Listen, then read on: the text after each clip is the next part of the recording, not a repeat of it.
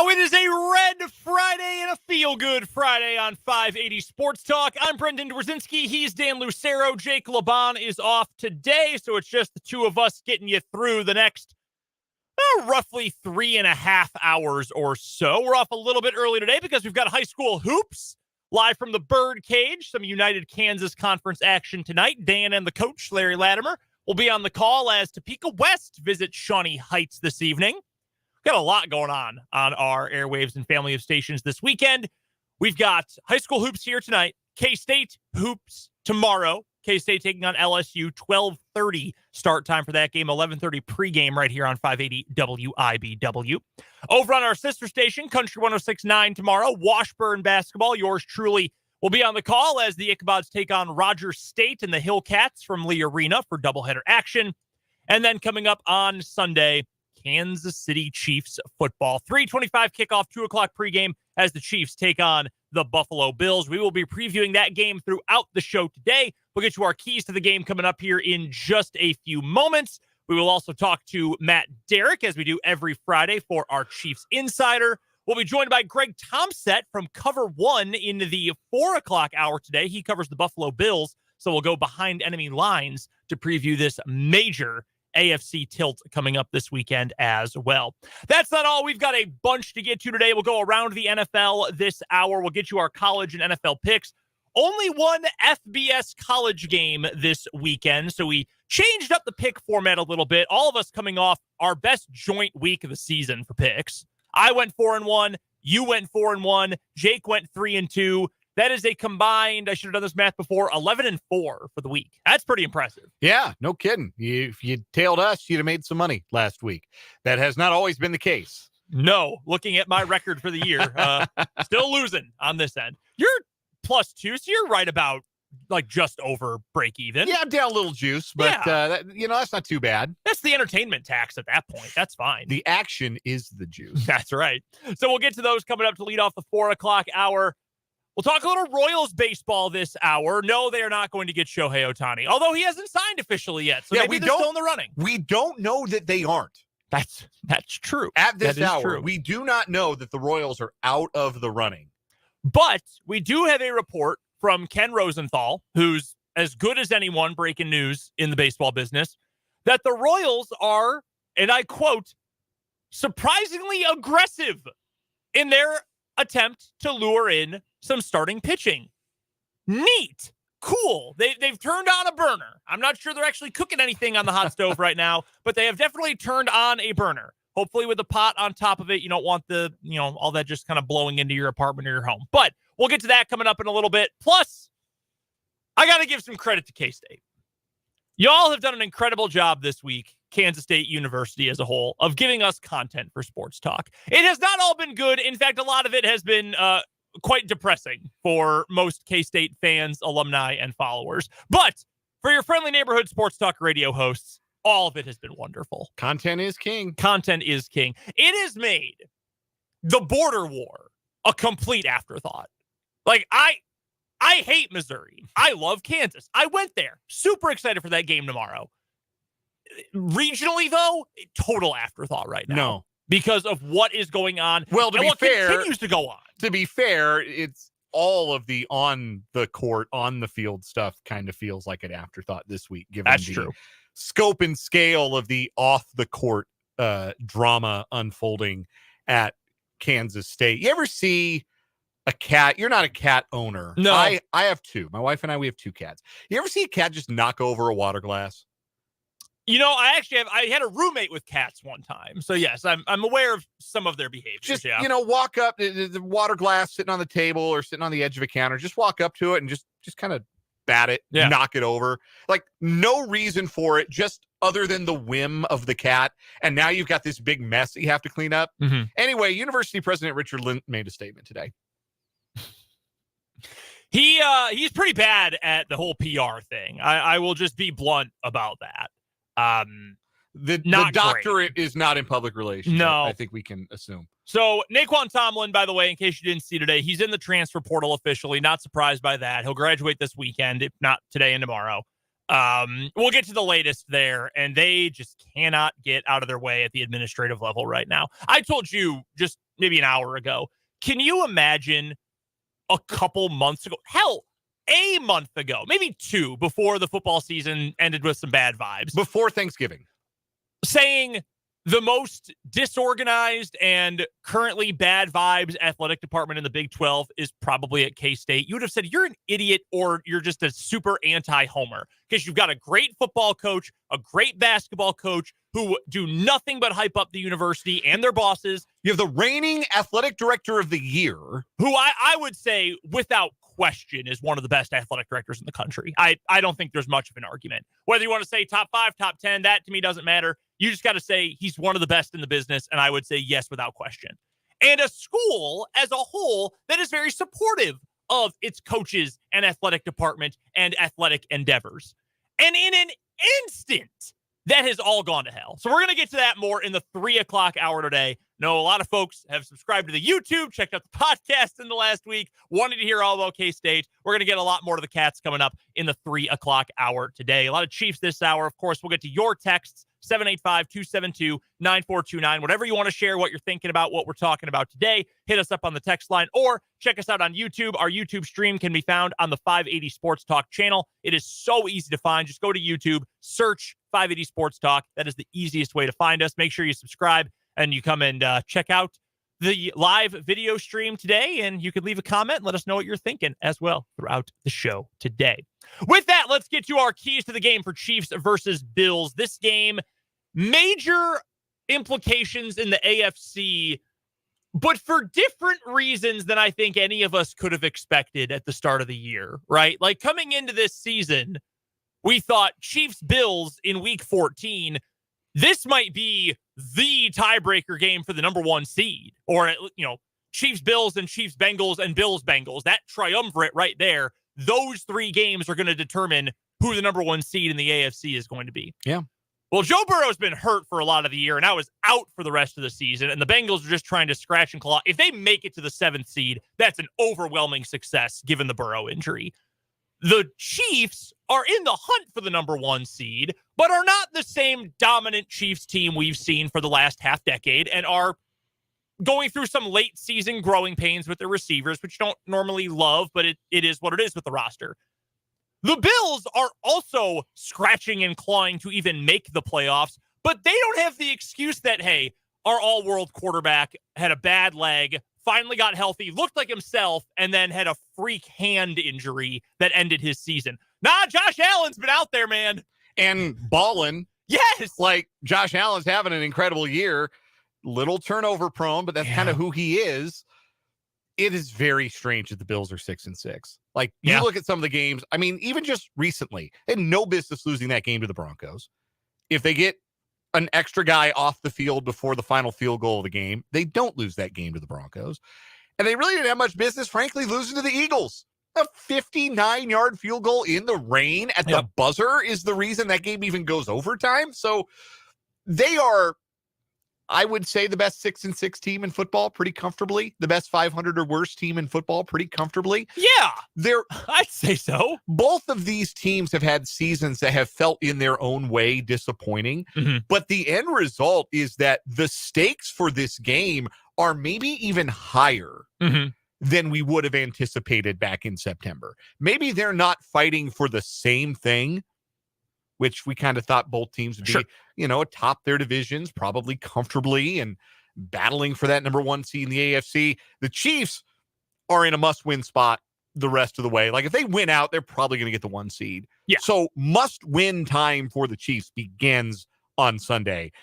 And must-win time for the Bills is also very much their reality, because they need to get to 10 wins or they could miss the playoffs. It definitely is a game with more desperation to it, I think, that we've seen in the recent, because I think there's been a level of desperation for the Bills in this matchup the last few times they've met, because the Chiefs have been at the top. That is the team to beat. And the Bills have been the team that, last year it was, this is their time. They're the team to beat. They've got all the pieces. Well, realistically, they did not have all the pieces, and I think that was probably overkill going into the season. But there was a desperation to say we are on equal footing with the Chiefs. We need to win a big one against them in order to prove that we're there with them. And they beat the Chiefs in the regular season, but yes, they're still waiting to win that big one, the more meaningful game against Kansas City. This year, though, there's a little bit of desperation from the Chiefs side to say, hey, we got to make sure we got this figured out. We're going to be a contender for a Super Bowl, but we're trying to get all the kinks worked out to make sure we're in the best position to be contending for that once the playoffs start. The Bills are not just desperate for the playoffs this year, but if you are pretty much anyone on that team other than, I would say right now, who's healthy, like 2 players, you've got some desperation there. Josh Allen's safe. Josh Allen is the franchise. He's not going anywhere. Stephon Diggs is, outside of Josh Allen, their best offensive player. He's not going anywhere unless he, tries to force his way out in a trade. Although, that being said, on the other side of the ball, Greg Rousseau's their best defensive player who's healthy right now. He's probably safe too. But if you are one of those guys who's more of a fringe contributor and you miss the playoffs and shoot, my head coach might be gone. We've already changed our offensive coordinator this year. Who knows what this is going to look like going forward? That might mean my job is on the line. And if you're a coach, if you are, say, I don't know, Sean McDermott, you're probably feeling like we still haven't won the big one in this 3 or 4 year window where we've been winning a lot of games. We still haven't won a meaningful one in the postseason. And now we might miss the postseason. And now I'm getting put on blast because a guy who's got a reputation for long, well-sourced, sometimes hit pieces, sometimes just good features, wrote a damning piece about how I'm maybe not the best leader in the world. And now I'm having to apologize for invoking the 9/11 hijackers as an example of good teamwork instead of answer questions about my 6-6 football team. So it's not been a great week. It has not been a great week for Buffalo. For Sean McDermott. So we're going to see a game this Sunday in which I think we might end up seeing some really chaotic football because both of these teams are, to a different degree and for different reasons, a little bit desperate heading into this matchup. One thing we should touch on real quick, by the way, the Chiefs made this official earlier. All 4 players who got hurt last week against Green Bay are all out this week. Yes. Isaiah Pacheco, shoulder injury, didn't practice all week. He's out. So that means McKinnon, who is going to play, and Clyde Edwards-Helaire, and then the practice squad guys, they're going to have to shoulder the running back load. Brian Cook, not a surprise, he's out due to the ankle injury. Donovan Smith, neck injury, didn't practice all week. He's out. Drew Tranquill did not clear concussion protocol. He is out as well. The good news is that Nick Bolton is back in. Very good. Does not have an injury designation. None of the other players carry even a questionable designation. So Jerick McKinnon, first time in 3 weeks, good to go. Nick Bolton will be activated off the IR. They'll probably move someone, I would imagine, Cook to the IR. I'd think. I just have a hard time imagining Cook's back in 4 weeks. So I think he's probably the most likely to go to injured reserve. Nick Bolton will be back in the middle. That's obviously a big return for the Chiefs this weekend as well. So you lose some players at positions, but you get players back from injury at those positions. So you hope that the hit to the depth is not so extensive, but there's no getting around it. Losing Isaiah Pacheco just as the running game was starting to really gain traction, that's a big miss. The Chiefs are going to miss him on Sunday. All right, let's get to our keys to the game and knowing what the injury report looks like, knowing how much importance is put on this matchup. Dan, I'll go to you first. Your first key to the game for Sunday. First key to the game for me, this is a fascinating stat. Neither the Chiefs or Bills have lost a game where they've allowed fewer than 20 points this year. They are unbeaten when they allow less than 20 points. When they allow 21 or more points in a game, neither team has won. Wow. That's pretty wild. All of their losses, the Bills have given up 21 plus in all 6 of their losses. The Chiefs have given up 21 plus in all 4 of their losses. So this might be first to 21 wins. You might feel like, oh, it's Mahomes and Allen. This is going to be a high scoring affair. Suggesting the otherwise are the numbers that say these teams benefit when they're able to keep the other team in check on defense. I expect this to be a more defensively oriented game, and I think it might be first to 20, first to 21 ends up winning this game. So what the Chiefs cannot afford, and we talked about this yesterday, is the slow start on defense. They have to come out, get a stop, force a punt, force a turnover, get some positive momentum. They cannot afford to dig themselves another hole, not against these Bills. Let me ask you a question about this Bills team that I'm going to pose to Matt Derrick coming up next hour as well. Right now, as of week 13 and 14, which offense is scarier to face? The Packers or the Bills? Still think it's the Bills because of Allen and just how much he can do. I think if you wanted to argue that the Packers have more playmakers at wide receiver than the Bills do, while acknowledging that Diggs is better than any of the guys on the Packers, that there might be more depth and more like varied ability, skill sets in that Packer wide receiver room. I might be inclined to agree with that. Also, it looks like the Packers have ironed out some of their turnover problems where the Bills haven't managed to do that. So I think there's an argument to be made for Green Bay, but I just think Allen is so dangerous at his best. And this is a matchup that should bring out the best in him. And that's really a momentum question, I think, more than anything. Do you believe more in look who is at quarterback for the Bills and look at their body of work over the last several years, or Green Bay's just hot right now? So I think that's where it comes from. And I'm curious to see what Matt says about that next hour. My first key for today, offensively for the Chiefs, I think in this game, and this might really play into the game plan if it ends up being a lower scoring affair, I think you need to protect the tackles a little bit in this game. Juwan Taylor has been slightly better than okay this year. I don't think it's been a bad year for Taylor, even with the penalties. But outside of the penalties, like his caliber of play has probably been all right. It's been a little bit up and down, but I think he's been okay. On the other side, with no Donovan Smith, Wanye Morris is going to get his first start. I thought Morris, for the most part, was fine in that game last week. I know Mitch Holthus said the same thing, that he thought Morris was fine in that game, all things considered.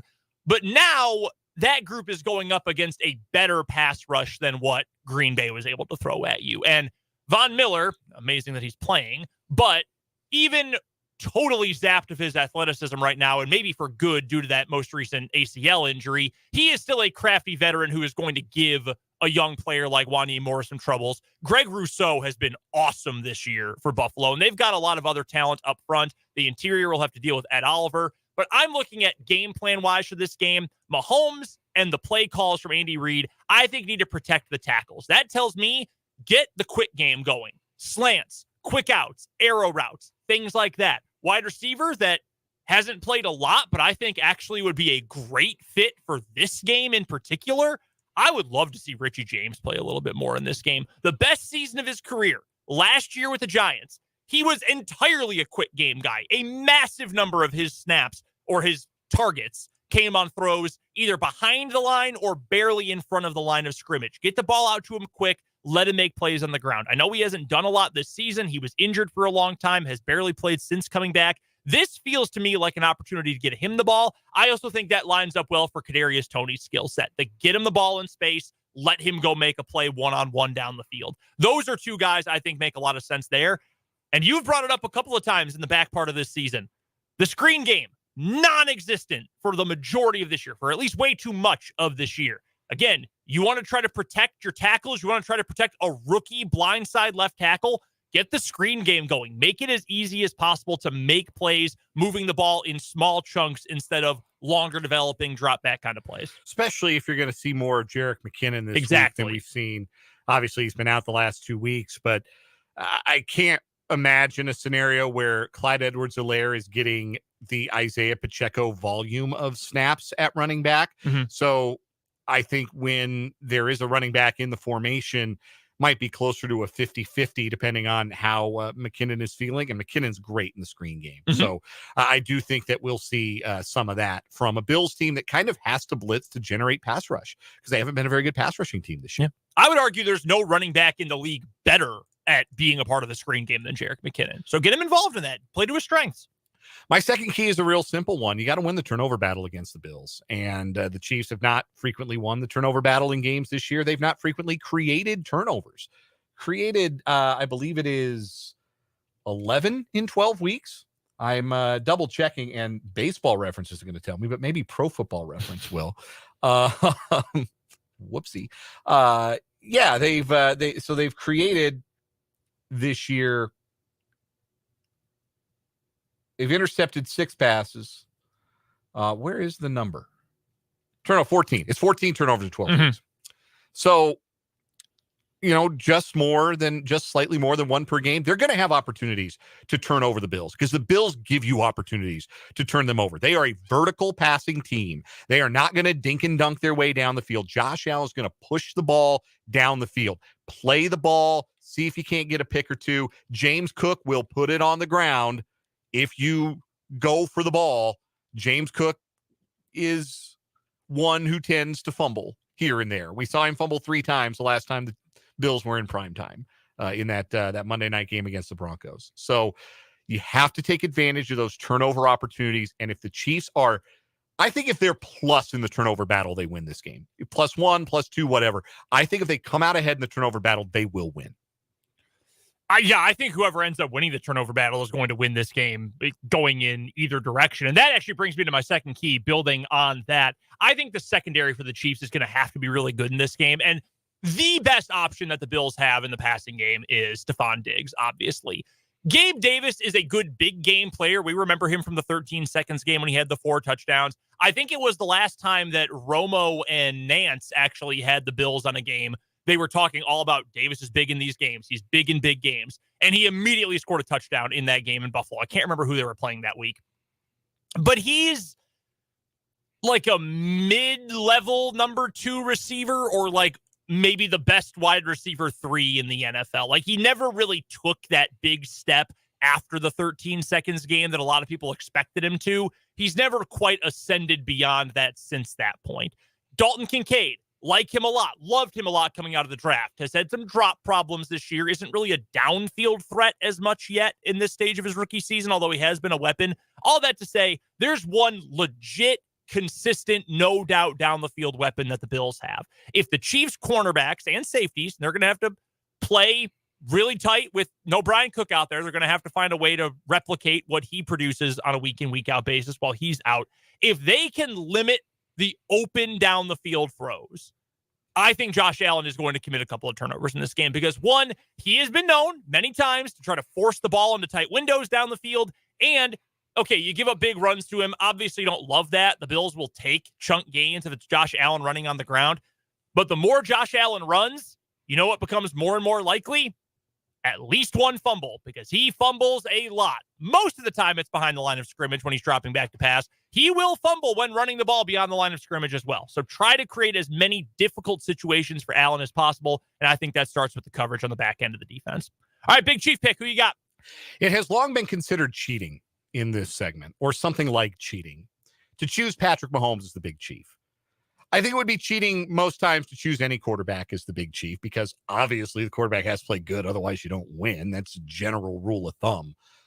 But I'm breaking the rules this week. And if you want to call it cheating, that's fine. At least I'm only having to shout you down instead of having to shout down both you and Jake in the process. But Patrick Mahomes is absolutely the most important Chief this week, particularly in the absence of Isaiah Pacheco.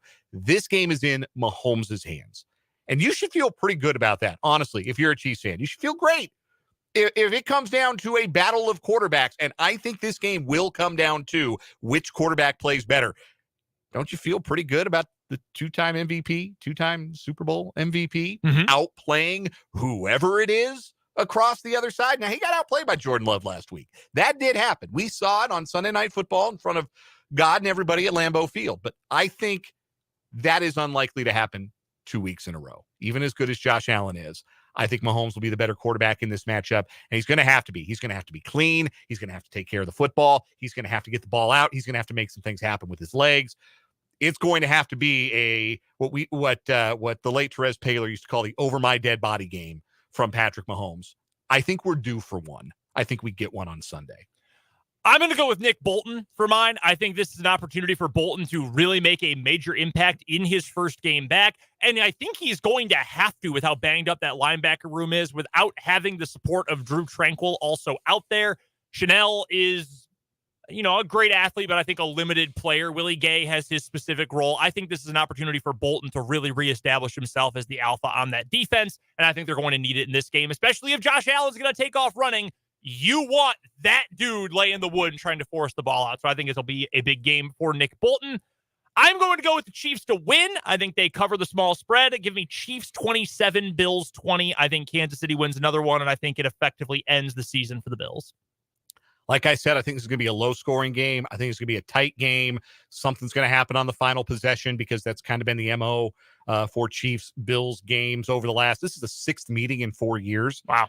When you count the 2 playoff games, and most of the rest of them have been pretty close. The last 3 certainly have since the blowout in the 2020 AFC Championship game. I think we get another close one here. I think the Chiefs do cover the spread. Give me 21-19 Kansas City. Let us know your thoughts, your predictions for this weekend's game. Hit us up either on the text line, 785-272-9429, or drop a comment on the YouTube live stream. Our YouTube channel is called 580 Sports Talk. Let us know your score pick for this week's game. We have to get to a break. We'll talk some more NFL later on this hour, but first, are the Royals starting to turn up the heat on the hot stove looking for a starting pitcher? We'll discuss next on 580 Sports Talk.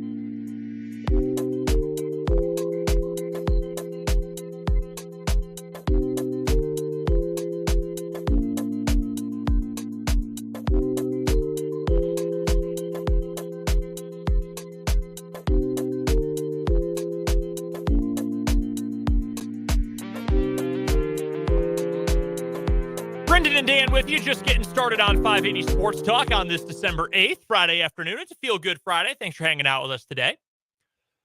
Ken Rosenthal of The Athletic, one of the very best in the business when it comes to breaking news in the Major League Baseball game, put out a What I'm Hearing column today from the winter meetings with a whole section, 3 paragraphs, about your Kansas City Royals. How about this? Rosenthal writes, the Royals have been surprisingly aggressive in trying to add starting pitching, according to league sources briefed on their pursuits. Ideally, the team would like to add 2 starters to go with Cole Reagans and Brady Singer, as well as a hitter and bullpen help. Okay, so they want everything. That's good. I actually appreciate that. I also would like the Royals to add all of those things. At least one significant piece is likely to come through a trade, and the Royals are among the clubs talking to the Marlins and Mariners about their starters. DH Vinny Pasquantino and third baseman Michael Garcia will likely remain part of the Royals' future, along with Bobby Witt Jr. But MJ Melendez, Michael Massey, and Freddie Fermin are among the players the Royals could move, and rival clubs are also interested in their minor league pitching. Okay, all of that, I'm cool with that. Stop it there. Those 2 paragraphs, great. Witt, and Vinny, and sure, Garcia, that's your core of the position players. Awesome. You want to build around Reagans and Singer in the rotation? Sick. Great. Willing to move Melendez, Massey, and Fermin, all guys who have shown promise, but if you can add an established player, you move a guy like that, I am all on board. Hell yeah. Great. Then we get to the third paragraph, which is maybe not so great. As for free agents, the Royals have made an offer to Sonny Gray, who signed a 3-year, $75 million contract with the Cardinals. They were also in on righty Eric Fetty, who went to the White Sox on a 2-year, $15 million deal. They will likely be active on the tier below frontline starters, exploring pitchers such as Michael Wacha, Lucas Giolito, Marcus Stroman, and Seth Lugo. But the 2-year, $26 million contract the Reds gave to Martinez elevated the market for those starters, several of whom are more accomplished, which might require the Royals to make an uncomfortable trade. Don't love hearing you were outbid for a guy who got 2 years, $15 million from the White Sox. Yeah, you're getting outbid by the Chicago White Sox for a free agent. Something didn't go very well in the process. The White Sox famously not really willing to open up the purse strings in free agency the way their fans might like to see, for instance. And like, Fetty is not anything special. Yeah, he's a fifth starter. Yeah, Fetty was downright bad his first time stateside. Went over to Korea, had a couple of good years. The hope is that he's another Merrill Kelly, who similar trajectory, went to Korea, was very good in Korea, got a little contract from the Arizona Diamondbacks, and has been really, really good for the Diamondbacks since. Learned some things about himself as a pitcher, all that good stuff. Studied abroad, so to speak, and came back a better pitcher. The hope is for the White Sox now that Fetty does the same thing. Rosenthal doubled back later today on Twitter and emphasized that the Royals are very much in on Seth Lugo. Lugo's good. He started 26 games last year for the Padres, went 8-7 with a 3.57 earned run average, struck out 8.5 batters per 9, 140 strikeouts and 146 in the third innings, only walked 36. Little more homer prone than you'd like, and it also bears noting that last year was his first time as a full-time starting pitcher since the 2017 season. He'd been used as a reliever by the Mets the seasons prior. But as a veteran starting pitcher who's going to take the ball every 5 days, give you some length, make some guys miss some bats, I think the Royals could do a whole lot worse. This would be much more welcome business than Jordan Lyles. Yeah. Oh, without question. And two, I mean, a pitcher who's maybe a little bit more prone to the home run, obviously you don't want that. That's not good. But you play half your games at Kauffman Stadium. A number of those home runs in other parks are going to end up being fly balls at the K. So that is something at least worth considering. Or at the very least, it's a double, not a home run. And Lugo, not a young man, just turned 34 a couple of weeks ago, 3 weeks ago to be precise. So you're probably talking about probably a 2-year deal for him.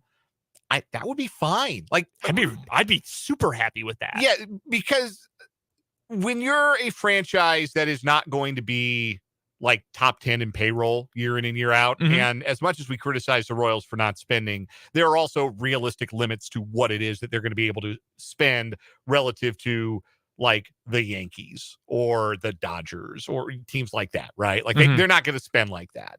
So when you're a franchise that won't spend like that, you got to develop your own pitching. Well, the Royals are trying to do that, but all of the pitching that's interesting in their organization is relative light years away from the bigs. They don't have a bunch of guys knocking down the door at AAA right now, like their work demanding a spot in the rotation. They got a couple of guys who are interesting, but it's not a particularly deep crop of minor league pitchers right now. So you need guys for the next couple of years are going to be reliable major league starting pitchers just for the sake of being more competitive on an every 5-day basis.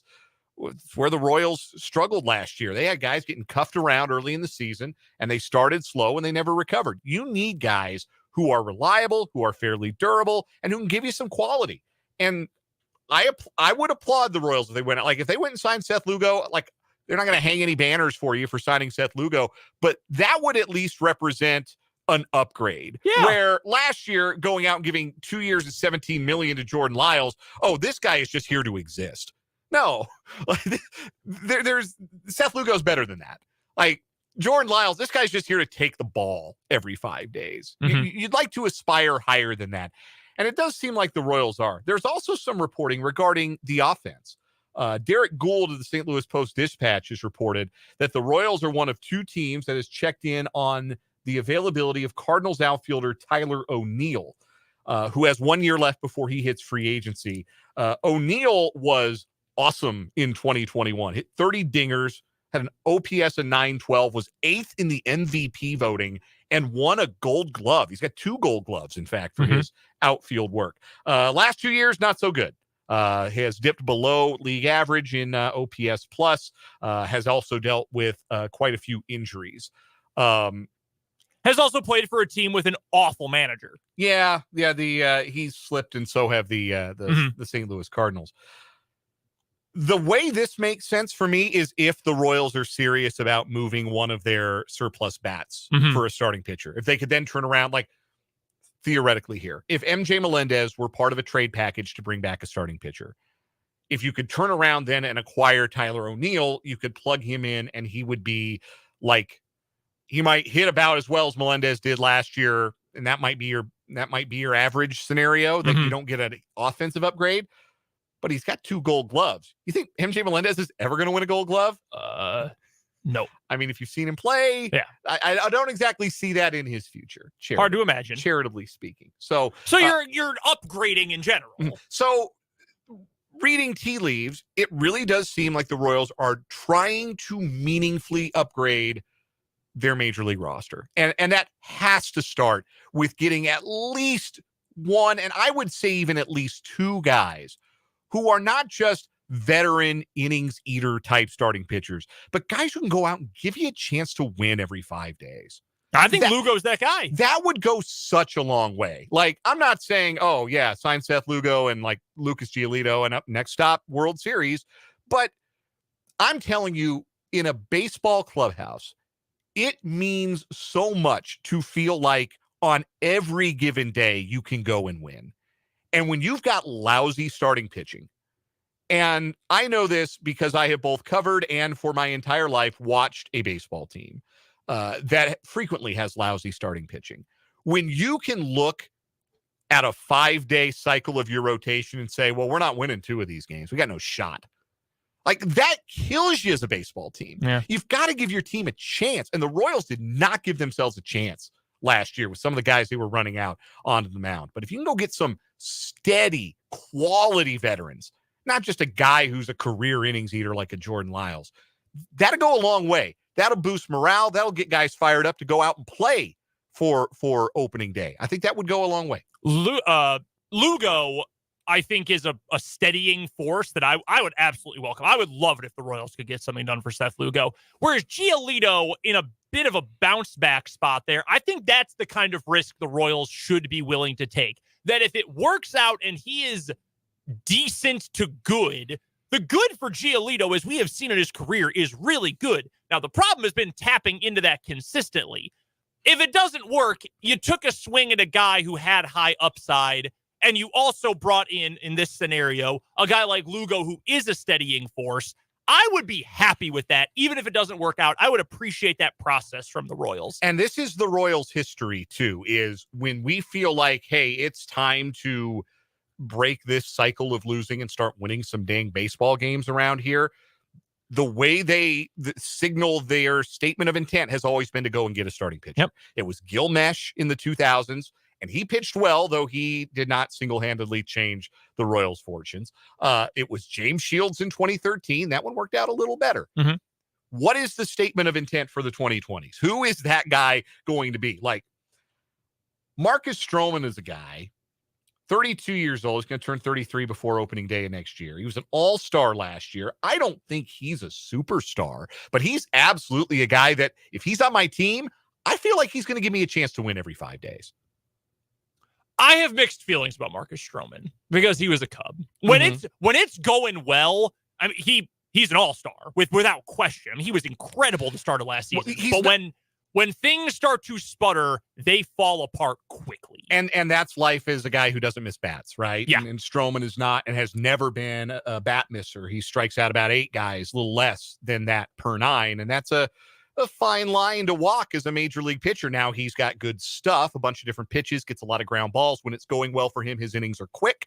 6 pitches, 3 ground balls, get back in the dugout. Like he's a guy who can really get into a rhythm, and he keeps the ball in the park. Not an easy thing to do at Wrigley Field. Yeah. He gave about half a home run per 9 last year. That would play really nicely playing half your games at Kauffman Stadium. That's certainly true. We do have to get to a quick commercial break. Appreciate a lot of folks that have chimed in about the Royals and some hopes for this offseason. We'll try to touch on those throughout the show if we can. We do have to get to a break, though. We'll talk a little NFL football weekend action coming up on 580 Sports Talk.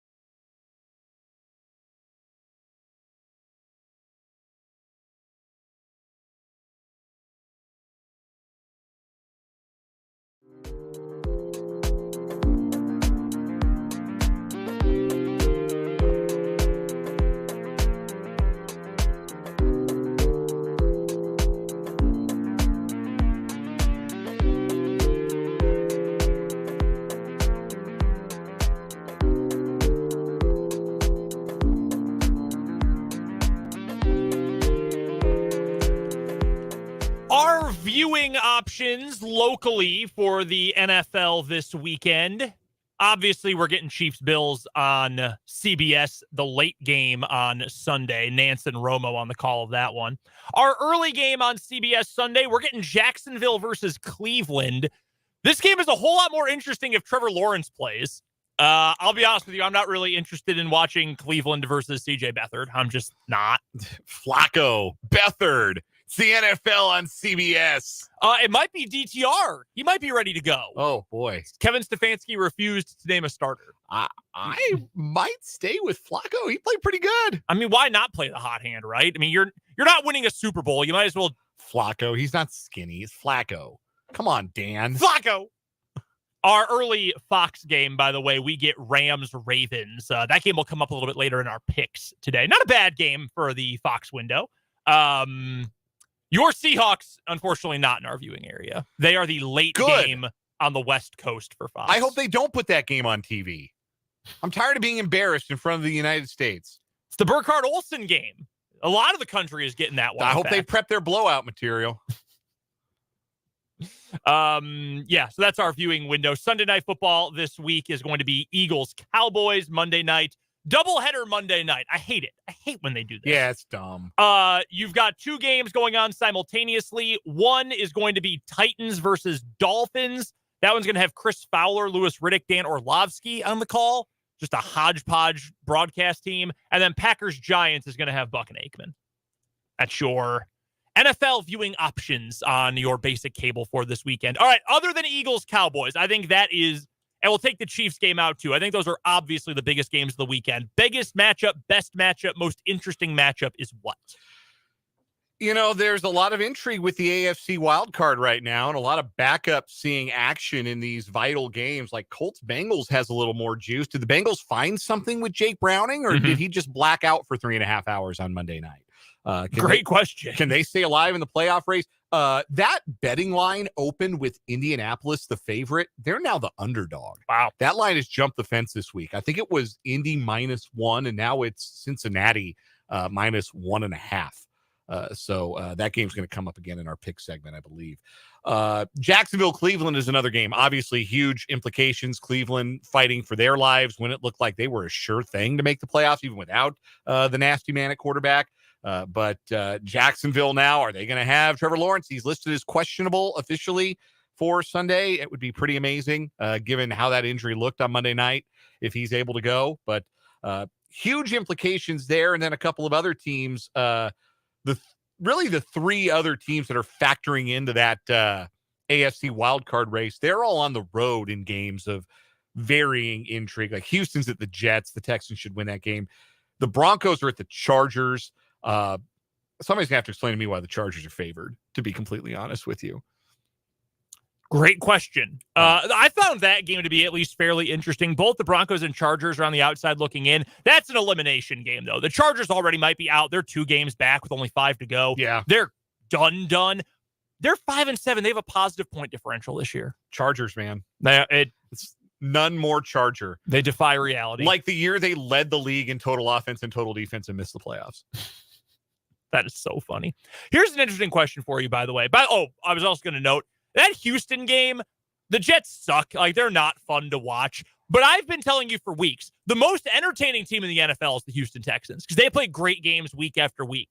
That is going to be put up to the test against the New York Jets this weekend. There's no guarantee that ends up being a good game for C.J. Stroud and the Houston Texans. Here's an interesting question for you. The Philadelphia Eagles have the best record in the NFL at 10-2. Where do you think they rank in point differential this year? Point differential? So San Francisco's got to be first. San Francisco is indeed first. No, I take that back. They are second. Okay. Buffalo's first? Buffalo is... I think they're above Philadelphia. Above Philadelphia, but not first. Dallas is first. Yeah. The Dallas Cowboys, 9-3, plus 168. Yeah. They either blow you out or they lose close. Philadelphia, I'm going to say they're top 10, but they're not top 5.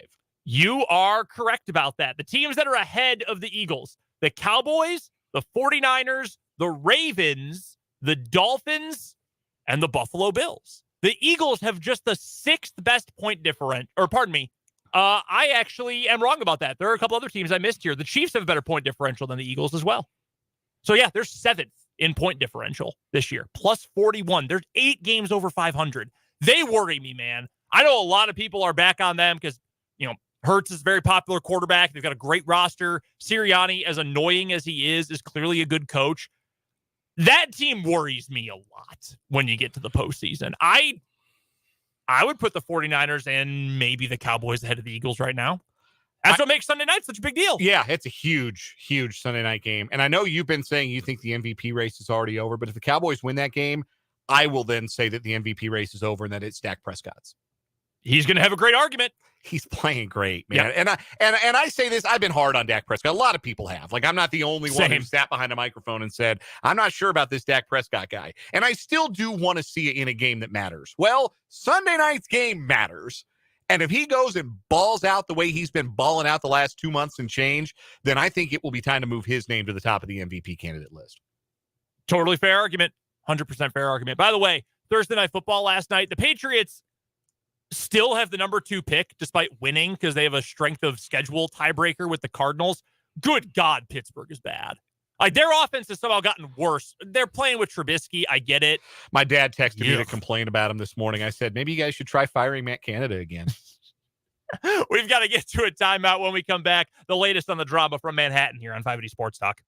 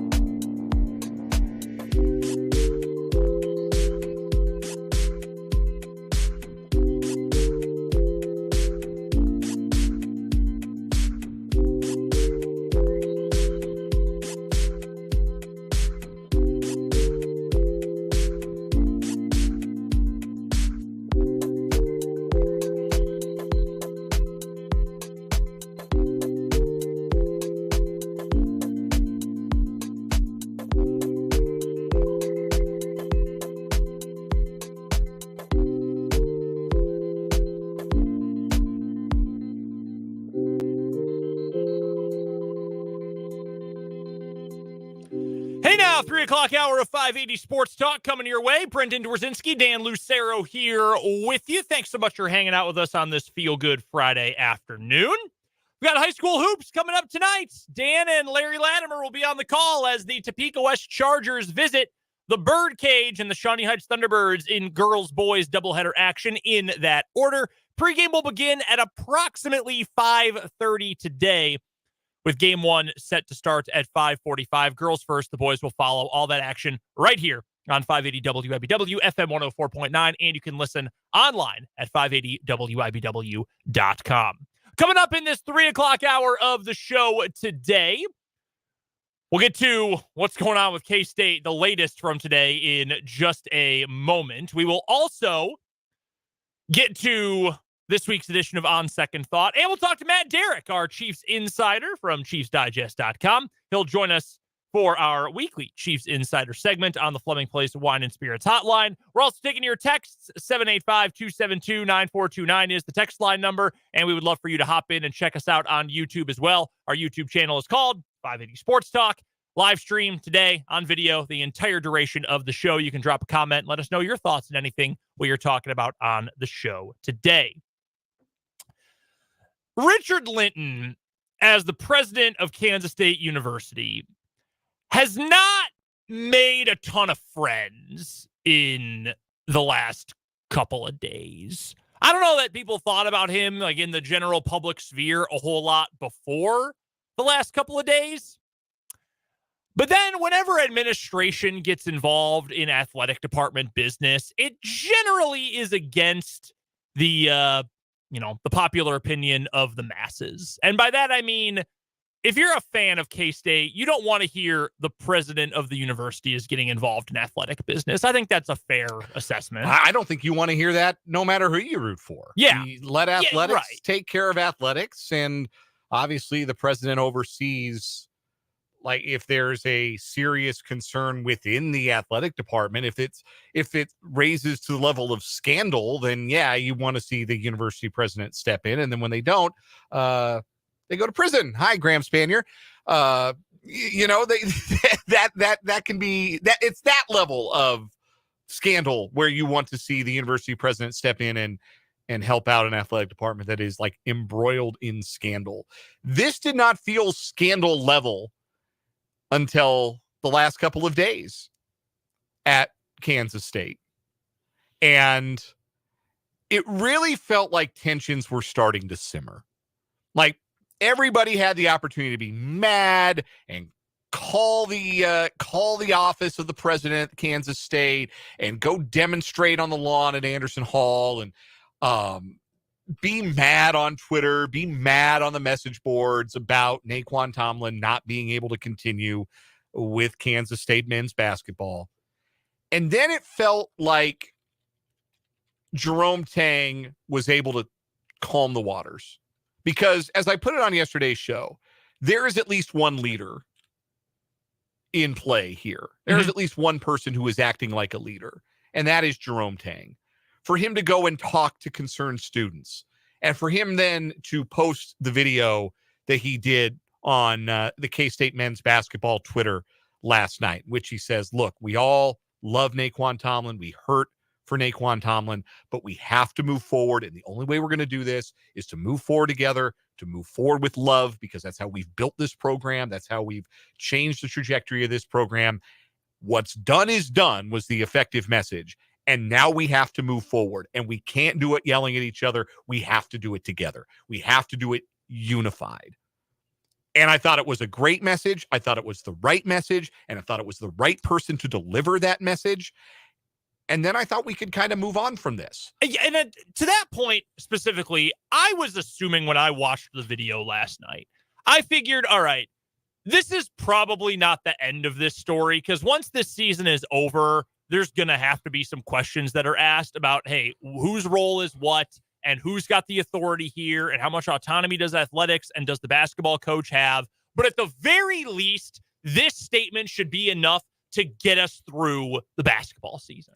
This should be enough for the fans to say, all right, if there's any one person in this whole thing that I can trust, It's Jerome Tang. And I'm going to stick with his word, and I'm going to try to preach this positivity, and we're just going to push through, and we'll worry about the future when the future eventually arrives after this season. At the very least, even from the most cynical perspective, I think that was a fair way to approach that video from Jerome Tang last night. And you thought, all right, we've got the announcement from Gene Taylor, Naquan Tomlin is off the team. That feels like finality, even if it doesn't feel like we've got closure for the situation. Then Jerome Tang at least puts a Band-Aid on it and says, love everybody, ELE, let's move forward with what this program in its current state has been built on. And again, you say, all right, I'm riding with Jerome Tang because that's worked pretty well in his tenure at K-State. There is no need at that point, especially, and I said this yesterday, I said on these very airwaves into this very microphone, Dan, the way that the statement from Gene Taylor ended with, there will be no further comment from Kansas State University or K-State athletics at this time.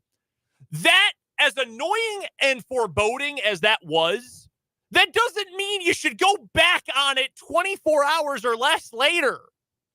Because today, or was it Tuesday? When did they announce that Tomlin was off the team? Was that Wednesday night? Yeah. All right, so 36 hours later, you go back on your word, and suddenly Richard Linton's got all sorts of stuff to say. After Gene Taylor fell on the sword, and then to a degree, Jerome Tang fell on the sword. Tang didn't have to say anything. I think it's a good thing if you're a K-State supporter to say, dang, my head coach went out there and he did that when he didn't have to. I appreciate that. And it felt like it reoriented the energy that everybody had about this to, all right, let's get behind our guys. Let's get behind our coach. Let's get behind these Wildcats as they move forward. And it felt like the fire was doused. It really, really did. It felt like, okay, we can go from here and we can move forward.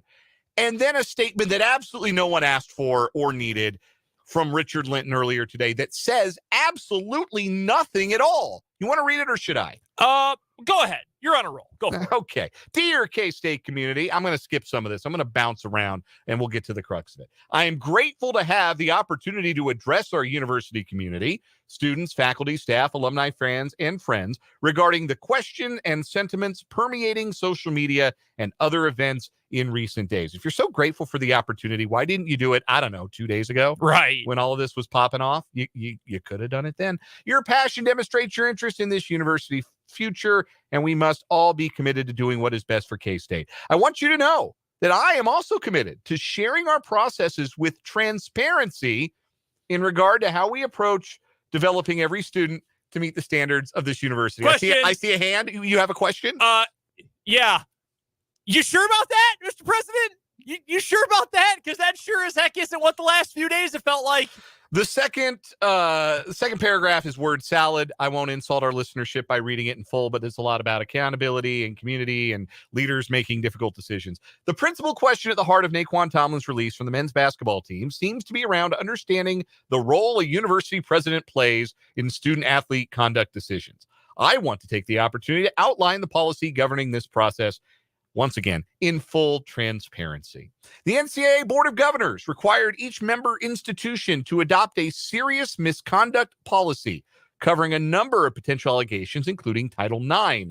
Under the university's serious misconduct policy, the university president is involved in collaboration with the athletic director and head coach when making a final decision concerning a student-athlete's conduct and team membership. The decision to release Naquan from the men's basketball team was made in full compliance with all applicable policies. When decisions like this are made, a range of factors are considered, including the entire history of a student-athlete's behavior. The reporting that this decision was made solely due to an incident at a bar in Aggieville is not accurate. There remains much we cannot share with the university community under federal laws, namely FERPA, which protects a student's right to privacy while attending a university. It bears noting that after he receives his diploma today, was that today or is it tomorrow? College of Arts and Sciences graduation. I think it's tomorrow. I think. As soon as he walks, he's not a student anymore. And the FERPA regulations would seem to expire at that point. I know this is difficult as you want to understand all that has transpired, but in the absence of being able to share any more specifics, I hope that the details I am sharing today help bring resolution to any lingering questions. Here are the details, to recap, that Richard Linton felt comfortable sharing.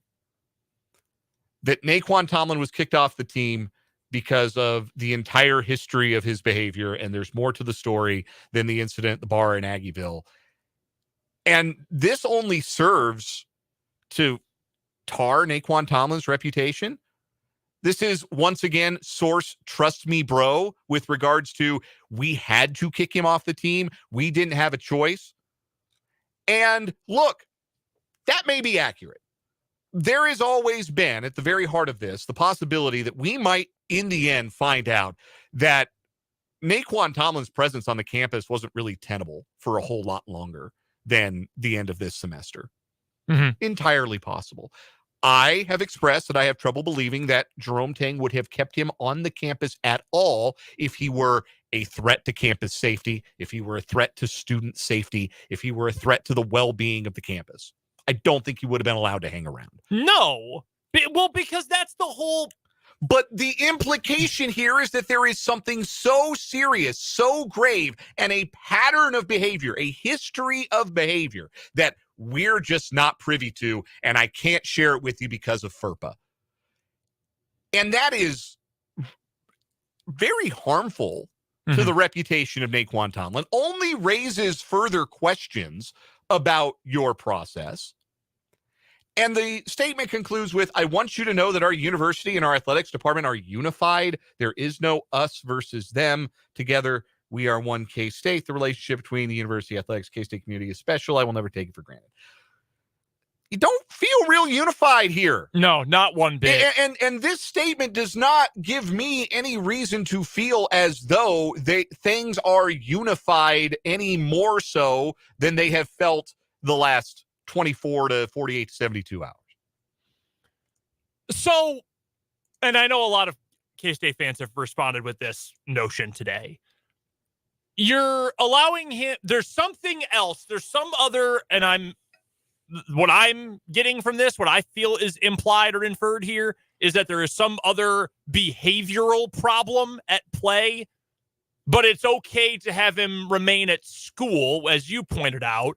That, to me, if I was just a student, whether it's and I don't want to feed rumors too much here, but, if I was a woman who was worried maybe there was some sort of, domestic issue in this bar fight, or if there was something else that happened off campus or whatever, I'm feeling like, hey, now you're telling me he can't play for the basketball team, but he can be around the rest of us, that they're insulated, but we're not. That wouldn't make me feel comfortable. Even if I wasn't in that position, I'd feel like, hey, what is the difference here? What is the discrepancy? Why is there this separation here?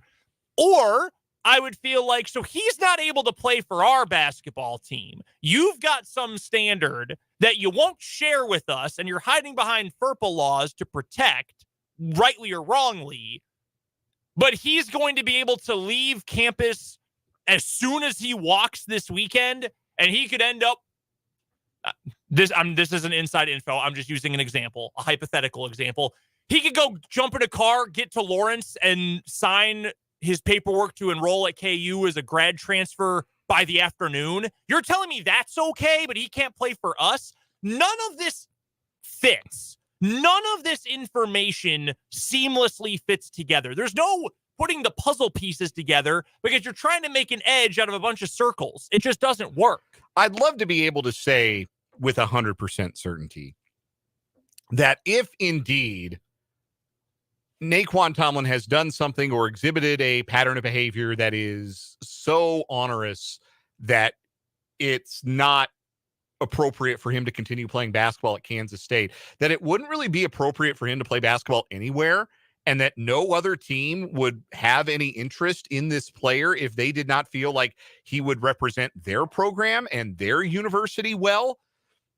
We do, however, know that there are times when programs are willing to take chances on kids when they maybe don't know the full story or don't know the full scope of a person's behavior. So I can't say that with 100% certitude, right? Like I can't say like the fact that Naquan Tomlin has interest from a wide range of other Power 6 college basketball programs is is proof of innocence or proof that no further wrongdoing other than what we know, which again is a disorderly conduct charge. That's it. That's what we're talking about here, that we know concretely happened. He got in a fight at a bar.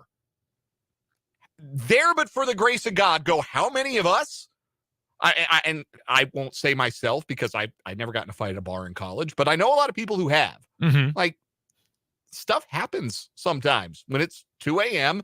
and you're a college student and maybe you've had one too many and you make a mistake. But that's all we know happened. And it is hard to take at face value that is enough to get a kid kicked off a team. So now the implication is that there is more behavior or a pattern of behavior, and it's more harmful. This doesn't help Naquan Tomlin. This only serves to hurt him, I think. No, it definitely does. And not only should that be incredibly frustrating to Naquan Tomlin and his family, but if I'm a prospective student athlete and I'm considering playing sports at Kansas State, like, they're not going to protect me. They're not going to protect my reputation if I screw up one time. And look, like, there are varying like ranges of ways that you screw up. And there are some screw ups that I fully agree it's one strike and you're out. Like 100%. There are things that I do think that you don't get a second chance. You can't be on my campus anymore if you do this. I don't think a disorderly conduct charge, for me, that's not one of them. No, I'm in agreement with you there. And again, to circle back to one of the original points, there was no need to say this. There was no need to put out this statement. And frankly, someone's got to get in, and well, maybe people did try to get in Richard Linton's ear and say, hey, don't do this. And I mean, when you're the president of a university, you get certain rights to kind of do whatever you want in some circumstances. And apparently when it comes to putting out press releases, this is one of those. Again, step back from this. And I think, if you're a fan or an alumnus, you are probably feeling like, who did you do this for? And maybe even we, having covered this team, been close to them, have a good relationship with K-State and with K-State folks, maybe we're even too close, to the forest to see the trees here. But if you step all the way back from this situation, maybe you are, just a casual fan, you're a fan of someone else, you don't know what was going on, and you look at this critically. The first question should absolutely be, who is this for? Given all the other information we have, the fact that Jerome Tang said what he said, we've only heard from Gene Taylor in the form of a press release that nobody in the K-State sphere believes actually came from Gene Taylor. And then to get this, and knowing that he is now, he being Naquan Tomlin, in the transfer portal, can go anywhere else, can play anywhere else immediately. Who is this for? Who does this help? And to be frank, I am in agreement with you. It does not help Naquan Tomlin at all. And to keep naming him over and over again is clearly trying to drive a point home about him. And I'm not going to go as far as to say it feels like a character assassination or something, but it doesn't exactly make it feel like, hey, we love and support this guy like you're trying to make us believe. Yeah. No, it doesn't make you feel like you've got your student athletes' backs, and never mind the athlete part of that. Like, you don't have your students back. Right. If this is how your statement is going to paint one of your students, one of your student athletes, even if he is a former student athlete and soon to be a former student, but a graduate, an alumni, he's soon to be an alumnus. He's going to walk across the stage, get a diploma, be an alumni of your school. And on his way out the door, you're going to say, yeah, actually, there's a pattern of behavior here. It was really bad. We just can't tell you about it. So a couple things. One, this from Mark in the YouTube comments. Appreciate Mark and everyone else who's hanging out with us today. It says, Jerome Tang doesn't roll that way. If the kid had something so heinous in the background that it merited dismissal, Coach Tang would have canned him a long time ago. And I think a lot of people believe it. I believe that. I would stake part of my own reputation on Jerome Tang's. I feel comfortable saying that. I really, really do. And there aren't but a handful of people that I have met, encountered, covered, interviewed in the course of my time, and I've been doing this decade and a half plus. There aren't more than a handful of people I would say I would tie part of my reputation to theirs. And Jerome Tang is one of those people. The other thing that plays in here, too, is the ramifications of this entire event. And I am just throwing out hypotheticals here because I don't know what will come from this, because I don't think this scenario, even in the present, is over with. And I don't think it is going to be over with for quite a while at this point. It might have felt like it was until we got this open letter to the public today. But if you're a player, either a current player or a prospective player at K-State, I would imagine the thought at least crosses your mind. Who's in charge here, right? Like, if this call was made from the very top, above my coach, who I answer to, above our athletic director, who I and he answer to, like, who's really in charge of this? And if we know, and I'm sure the players know better than we do what happened, I'm sure, if they've got the power to unilaterally call that this guy is off the team for something that might not be a huge deal, generally speaking, a disorderly conduct charge, what does that mean for me? What if I make a mistake out in public? What if I was in the same situation where the same thing happened to me? Do I want to be in that situation? And I'm not saying that folks are feeling that way now, but I would imagine if I was in that position, Dan, that thought would cross my mind. Yeah. Because if perfection is the standard, nobody's going to meet it, right? Right. Meanwhile, we try not to comment on things that have only risen to the level of internet rumors or speculation or innuendo. But if somebody with some sourcing and somebody with some chops has to address it in some way, we will nod to that. There are some rumors with at least a little bit of juice that Tyler Perry is going to be punished in some form or fashion for bringing Naquan Tomlin to the protest that occurred on campus on Wednesday afternoon, with the potential that he is not allowed to play tomorrow night against LSU. That is only a rumor, but it is enough of a well-sourced rumor that at the very least we have some Go Power Cat folks saying that, yeah, we can't confirm that. We're hearing it, but we can't confirm it. So if that was, again, we circle back to the original issue here, though. And maybe this is a Jerome Tang call. I don't know. And it's, hey, you can't stoke the flames. Like, I appreciate what you're doing, but you can't stoke that. And if that's the case, it's a different situation. But if I'm at the top here for Kansas State, I'm saying stop bringing it up. Stop fanning the flames. Stop making this as big of a deal as it has become. And that's not sweep it all under the rug, because, again, all of this is going to have to be dealt with at some time. And already, when Naquan Tomlin commits to another school as a graduate transfer and is eligible to play immediately, more of this is going to get, there will be more fanning of the flames. There will be more gasoline poured on this fire. And I'm sure more stories and rumors will come out. There's no need to do more of this in a self-inflicted nature. There's just not. And I don't understand why certain people at K-State right now are doing that. Specifically the president, but others as well. And we don't know every single detail, and that's what makes a lot of this a little bit murkier. But I trust Tim Fitzgerald. Well, I have no reason not to. I trust other people who I'm not super well-sourced with K-State folks, but I know a couple of people who have reached out to me who I trust wholeheartedly, who have told me, hey, this is not the program's problem. This is a problem that has been either created fully or at least way blown out of proportion by people above the basketball program and the athletic department. That is what I have been told. Yeah. And if that's the case, again, who are you helping?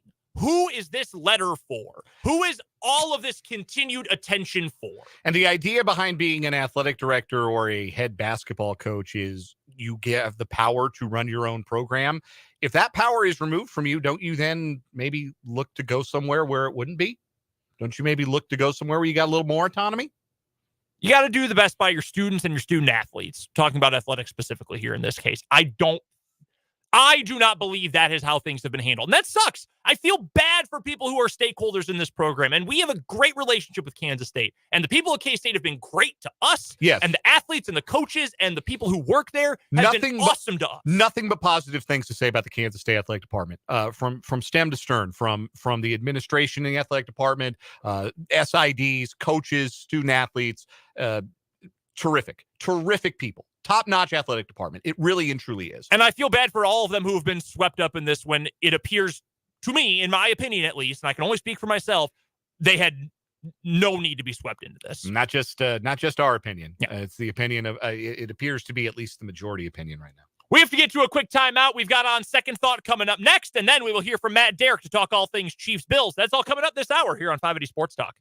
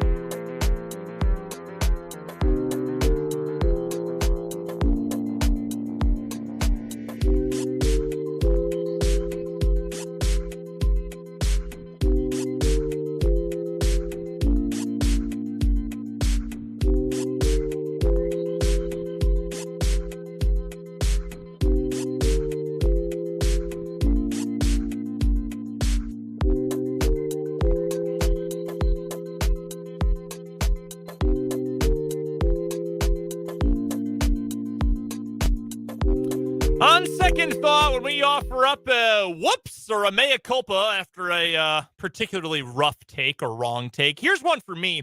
This one's a couple years in the making. I used to defend MVS on Twitter because he was a Packer, and you want the guys on your favorite team to be, better than maybe they are, or maybe think more highly of them than the rest of the public does.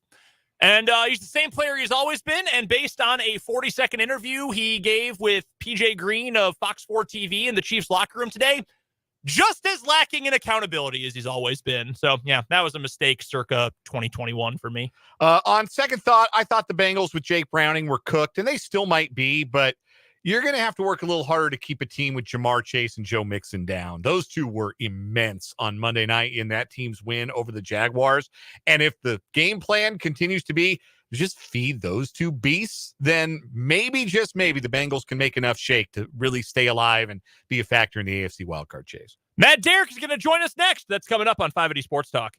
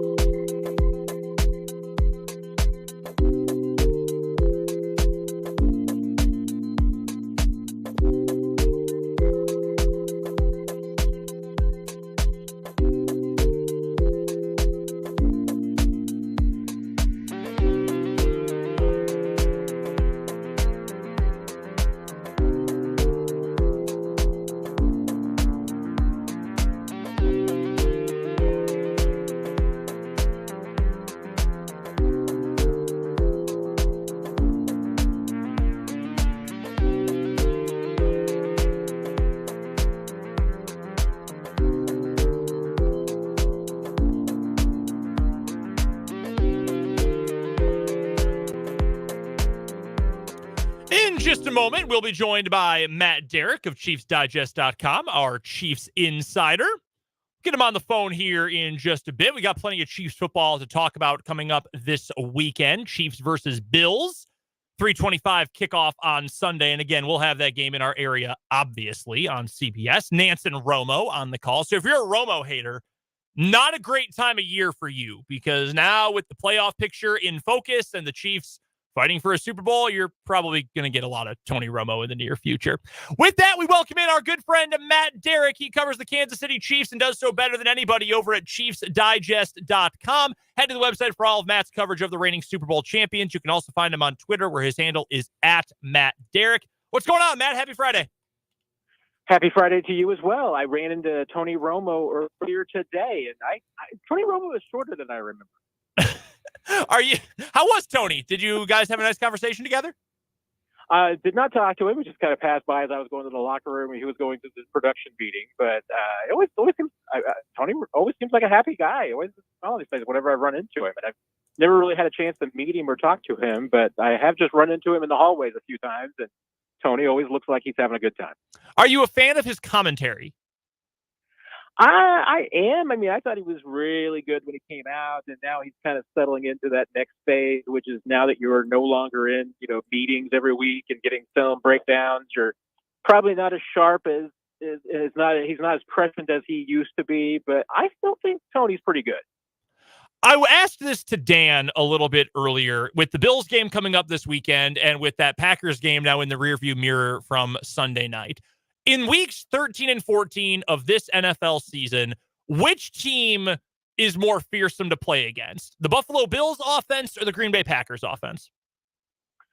Ooh, I mean, I would still be more worried about the Buffalo Bills offense just because the quarterback and the high end aspect of it. But also, I mean, I have to look at the last couple of weeks. Even though Green Bay's played pretty well, Buffalo's put up a ton of points. I mean, they seem to be kind of, I don't know, just fixing little things, but different play calling aspect with Joe Brady. I would be more afraid of Buffalo right now.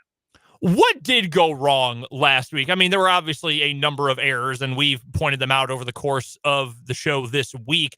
But if you could point to any one or maybe any two things, Matt, that particularly sunk the Chiefs last Sunday night, what would they be? I mean, you got to come back to the mistakes, and I think that the principal ones, even though, I mean, they only had the one turnover, but it was still a costly turnover. But penalties really hit them. They didn't have that many. I mean, it was an improvement, but every single one of them seemed to be costly. I mean, Pacheco's was a bad one. They had a few others that took them out and really killed some drives. I mean, that to me has been the story of this team's season. I mean, if you look at how many points that they have just given up or sacrificed or missed out on or yielded because of penalties and turnovers and drops, just those mistakes in general. And these are all mistakes that this team doesn't normally make. So I felt like it was really a little bit more of the same, although the defense not playing up to how it has played most of the season, I think was certainly a factor as well.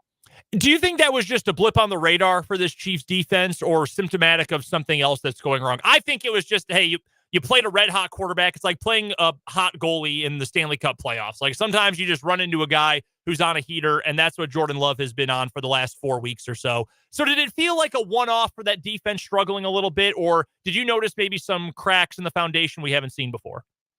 The only thing that's worrisome to me is that, you take the first half against the Raiders last week and then this Packers game, and you really have, you can say 6 of the last 8 quarters haven't been very good for this defense. And that's a little bit of a trend that I would be worried about. The other part of it is, too, that, you're getting to the point in the season that, hey, teams may be figuring out the Chiefs. They got enough film now that maybe they're picking up on some tendencies of the Chiefs defense. They're figuring out what they really do well at. I thought that the Packers did a disturbingly good job of really kind of exploiting some of the Chiefs' weaknesses. Now, how many of those weaknesses are there because Nick Bolton's not in there and Drew Tranquill wasn't in there most of the game? Had some other injuries too. So is that the issue? Does that get cleared up with Nick Bolton coming back? Let's see. But that's why this game to me is pretty important. I mean, if we see the Bills doing some of the same things that the Packers did last week, and even the Raiders to an extent, but just trying to stretch the Chiefs defense outside, attack the perimeter a little bit, get the ball out quickly, and not let the Chiefs pass rush get established. If Buffalo does that this week and they put up 27 points in the Chiefs or put up close to 400 yards, then I'll have some concerns.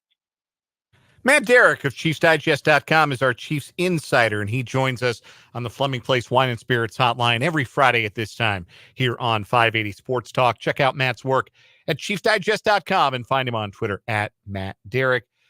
Matt, no Isaiah Pacheco for Sunday. He'd been playing some really good football over the last 3 Chiefs games, really since the bye. He had been playing really well, and he will not be in the lineup on Sunday for the Chiefs. How does that change what the Chiefs can do on the ground? Do you think they can still have some success with the running game built upon some of the things the offensive line has done and some of the things schematically that they've done the last 3 weeks? Yeah, I mean, I feel like that they can run the football if they've got the confidence to run the football. When Clyde has been the guy in the past, I mean, as Andy Reid said today, I mean, he has put up good numbers. I think he has struggled more in the backup role. It's been something that he's not comfortable with. Maybe hasn't really been suited for, doesn't fit in well with. But when he's been given a chance to be a lead back, he's done well. I mean, is he better than Pacheco? No. I mean, if he were, the Chiefs would have been going with him. So it's definitely not the same guy. And Pacheco is a different style. There's no doubt. Clyde's more, shifting and trying to make guys miss. Pacheco will just run through you hard. And that's something that this team has needed. I think it's been good for them. To me, it's just going to be do the Chiefs have the confidence to stick with it? Can they give, Clyde 16 carries? Or if you want to divide them up, can they give 20 carries to McKinnon and Clyde and Derrick Prince? Can they trust this, the offensive line to just get them the yards, short yardage situations? That to me it's going to be more about the play calling, I think, than the execution of the running back at this point. I think it's just your offensive line, I think, has been playing well run game wise. I think you just have to feel like that this team and this offense can run the ball effectively even without Pacheco in there, and trust it. Continuing with the injury theme, no Donovan Smith for Sunday. The starting left tackle for the Chiefs missed a good chunk of the Sunday night game against Green Bay dealing with that injury. We saw Wanye Morris, his first extended action at left tackle, seemed to acquit himself fairly well. What were your thoughts on Wanye Morris's not quite full debut, but extended debut? And how do you think he'll hold up? Will the Chiefs have to scheme around him being at left tackle, or do you think he can hold his own? Yeah, I thought he did a pretty solid job. His teammates and coaches thought the same thing. So, sometimes when a rookie offensive lineman goes out there, it does not go well at all, and they get exposed. But didn't think that happened with him at all. I thought he played really pretty well in the run game. Probably struggled a little bit in pass protection, but that's to be expected. I mean, when a team's got a chance to prepare for a rookie all week and really game plan around it, I think you do have to be concerned about just making sure that you support that guy. So, I would expect there to be a tight end in a little bit more, either the chip on that side or stay in and help. Putting your running back on that side if you need to for a little bit of extra protection for your quarterback. They will probably cheat a little bit here and there to help him, which I think makes it a really big game for Jawan Taylor on the other side to just hold his own by himself for the most part. But I think it's key because, I think the Chiefs fully believe that this is their left tackle of the future. They want to see what he can do long term. So this is, to me, a pretty important ball game. Buffalo's pass rush has been inconsistent at times, so I think this is a matchup that he can handle. But let's see. We're going to learn a lot about Wanye on Sunday. The Chiefs' injury that looked the most like a long-term injury from Sunday night was that of Brian Cook, who suffered an ankle injury that at the time was not even shown on replay by NBC. So, of course, you immediately feared the worst, but there was no air cast, and it turns out to not have been a break or a dislocation, much more of a sprain. But still, that's the kind of thing that could keep Brian Cook out for a while. Where do the Chiefs go at that spot? They've got two safeties in Justin Reed and Mike Edwards that have experience. How does Edwards' role change, and is it less likely that we see some of the three safety stuff that we know that Steve Spagnuolo likes to run? Yeah, I mean, that's the big. He'll do some of those dime safety looks and the three safeties for sure with Mike Edwards on the back end. I mean, I don't think that he has the speed and anticipation that Brian has. So, yeah, I think that's a little bit tougher to do, but I still think that they're going to trust Mike Edwards to do that. I think he will be the guy back there for the most part.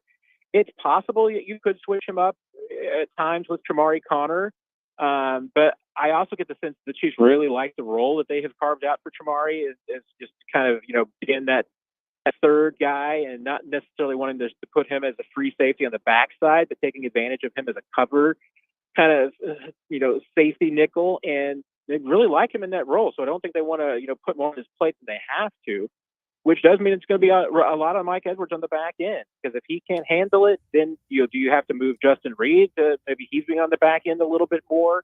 Then that takes away from him being able to play on the ball and really use him in a cover situation and blitzing and doing all the things you like to do with Justin Reed. So, yeah, there's a lot on Mike Edwards to see if he can come in and step up. If you're the Chiefs, I mean, yeah, if you want to go to your dime look, will you have to consider maybe putting an extra corner out there? It's possible. I would imagine that Deion Bush will probably be elevated for this game, but that's probably more for special teams than anything else. Because Brian Cook's been a pretty good special teams player for this team too, so there's some snaps that you have to replace as well. We'll see what happens, but I would expect that to be something that the Bills will absolutely attack, because if you watch what Green Bay did last week, Green Bay pretty much tried to do everything that they could to avoid throwing the ball towards Trent McDuffie and L'Jarius Sneed. You can bet they think that there's a backup safety on this team. They're going to be targeting Mike Edwards all day long. Matt Derrick is our guest. He covers the Kansas City Chiefs for ChiefsDigest.com. You can find his work there, and you can also follow him on Twitter at Matt Derrick. He joins us every single Friday at this time for our Chiefs Insider on the Fleming Place Wine and Spirits hotline. Matt, how much can we expect from Nick Bolton in his first game back? Yeah, that's a really good question, because, normally with a player coming back from an injury like this, especially the way that Spags has rotated those guys in the defense this year, I wouldn't be surprised if they wanted to try and give Bolton maybe a drive or two off, or, a snap or two here off there and there if it's a long drive. But without Drew Tranquill, it means, Jack Cochran's going out there. And I don't think there's any concerns about that. But I think they would definitely maybe be less, committed to maybe rotating Nick out as much as they would in times. I think ideally they wouldn't want him to be out there maybe more than about 80% of the snaps. So it might end up being higher than that. Maybe Nick Bolton just doesn't come off at all. From seeing him in practice this week, it looks like he'll be wearing a brace on that left wrist to protect it, soft cast. So we'll still need that protection. But all indications are Nick's is ready to go. So we'll just see how much he can play. But without Drew Tranquill and Jack Cochran being your primary backup there, it's just how much are they willing to let Nick kind of knock off the rust and maybe get a rest when he needs it. Building on that, in this particular matchup, how harsh of a loss is it to not have Drew Tranquill? I think it's hard, because I think you would ideally like to be able to spell Nick in this situation. I mean, if there were no injury at all and this was just a regular Week 14 game and you could let Nick stay out there all day long, I mean, I don't think the Chiefs would have any problems with that. But yeah, I mean, not having Drew and now knowing that if Nick gets banged up again or he injures that wrist in some way, that now you've got to go to Jack Cochran. I mean, that's a drop. There's no doubt. I mean, Nick Bolton's close to a Pro Bowl caliber player, and Jack Cochran's still a young guy. So that's a loss. You're just one heartbeat away from that ending up. So I think it's big. I mean, and Drew Tranquill has been, one of their most valuable players this year, just because of his versatility and his ability to step in and what he's done filling in for Bolton. Offensively, I said earlier that I thought this could be the kind of game where the Chiefs use the quick game a lot to try to protect Wanye Morris, to try to protect Juwan Taylor a little bit, because they're going up against a really good pass rushing unit, and especially for Morris making his first start. So I thought, get the ball out quickly, let guys make plays in space, go back to the screen game a little bit. And I hypothesized maybe this is the kind of game where you see a little bit more Richie James. So how wrong am I going to end up being in that prediction, Matt? I don't know. I mean, I kind of want to think and want to believe every week is going to be the Richie James breakout week. It is somewhat notable to me that going into this game that the Chiefs have it seems like almost every receiver's on the injury report, even though everybody was a full go this week.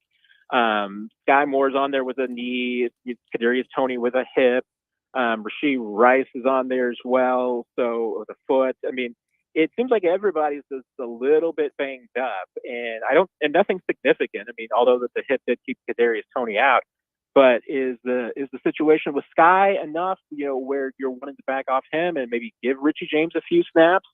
Because I'm with you. I mean, this team, I think, has been its best of late when it has been getting rid of the ball quickly and getting it out to guys like Rashee Rice in space, and I think there's opportunities there against this Buffalo defense, because their secondary is banged up and they've lost a lot of to injuries. I would really be intrigued to see what happens. You get the ball to space and Rashee Rice on the edge and just let him run through somebody. All right, Matt, we've got just about 30 seconds. Who you got, Chiefs or Bills? I think the Chiefs pull this one out. I think they're the better team. There's a lot going on in Buffalo right now. Buffalo needs this, but the Chiefs need it too. They need to get right, and I think we will see an A performance from them from that standpoint. So I'm going with the Chiefs, 28-24.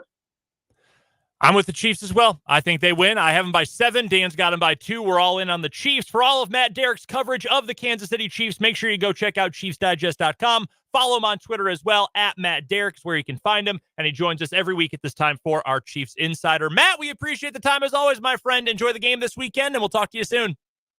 You as well, and MIZ.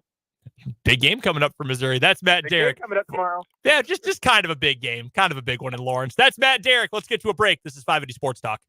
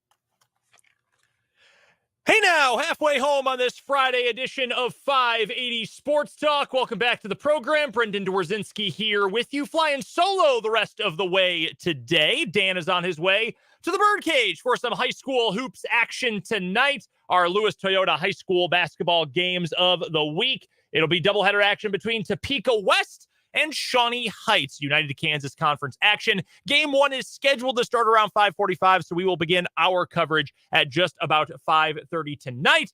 Dan Lucero and Larry Latimer on the call of that one again from the Birdcage. Should be a good one. Topeka West girls versus the Shawnee Heights girls first, and the boys game will follow right after. We have a busy 4 o'clock hour coming your way here on 580 Sports Talk. We'll talk about our college and NFL picks for the week coming up here in a moment, whip around the NFL landscape and a little bit of college football as well. We've got today's What Is Wrong With You, and we'll hear from Greg Tompsett, who covers the Buffalo Bills for Cover One. He joined us last year to preview Chiefs Bills, and he's about to do the same as well coming up at the bottom of this hour. So looking forward to getting to talk to Greg coming up in a little bit. We're still taking your texts. Text line number, you know it, 785-272-9429. And of course, you can always leave a comment, drop us a line on YouTube. Our YouTube channel is called 580 Sports Talk, same name as the show. Hop on over. You can watch the live stream. It's just my ugly mug on there right now, but you can go and watch the live stream or put it on in the background, listen to it that way. However you want to check out 580 Sports Talk via our YouTube stream, you are able to do so. And we appreciate you for watching along on YouTube, listening on 580 AM, 104.9 FM, or checking us out online at 580wibw.com.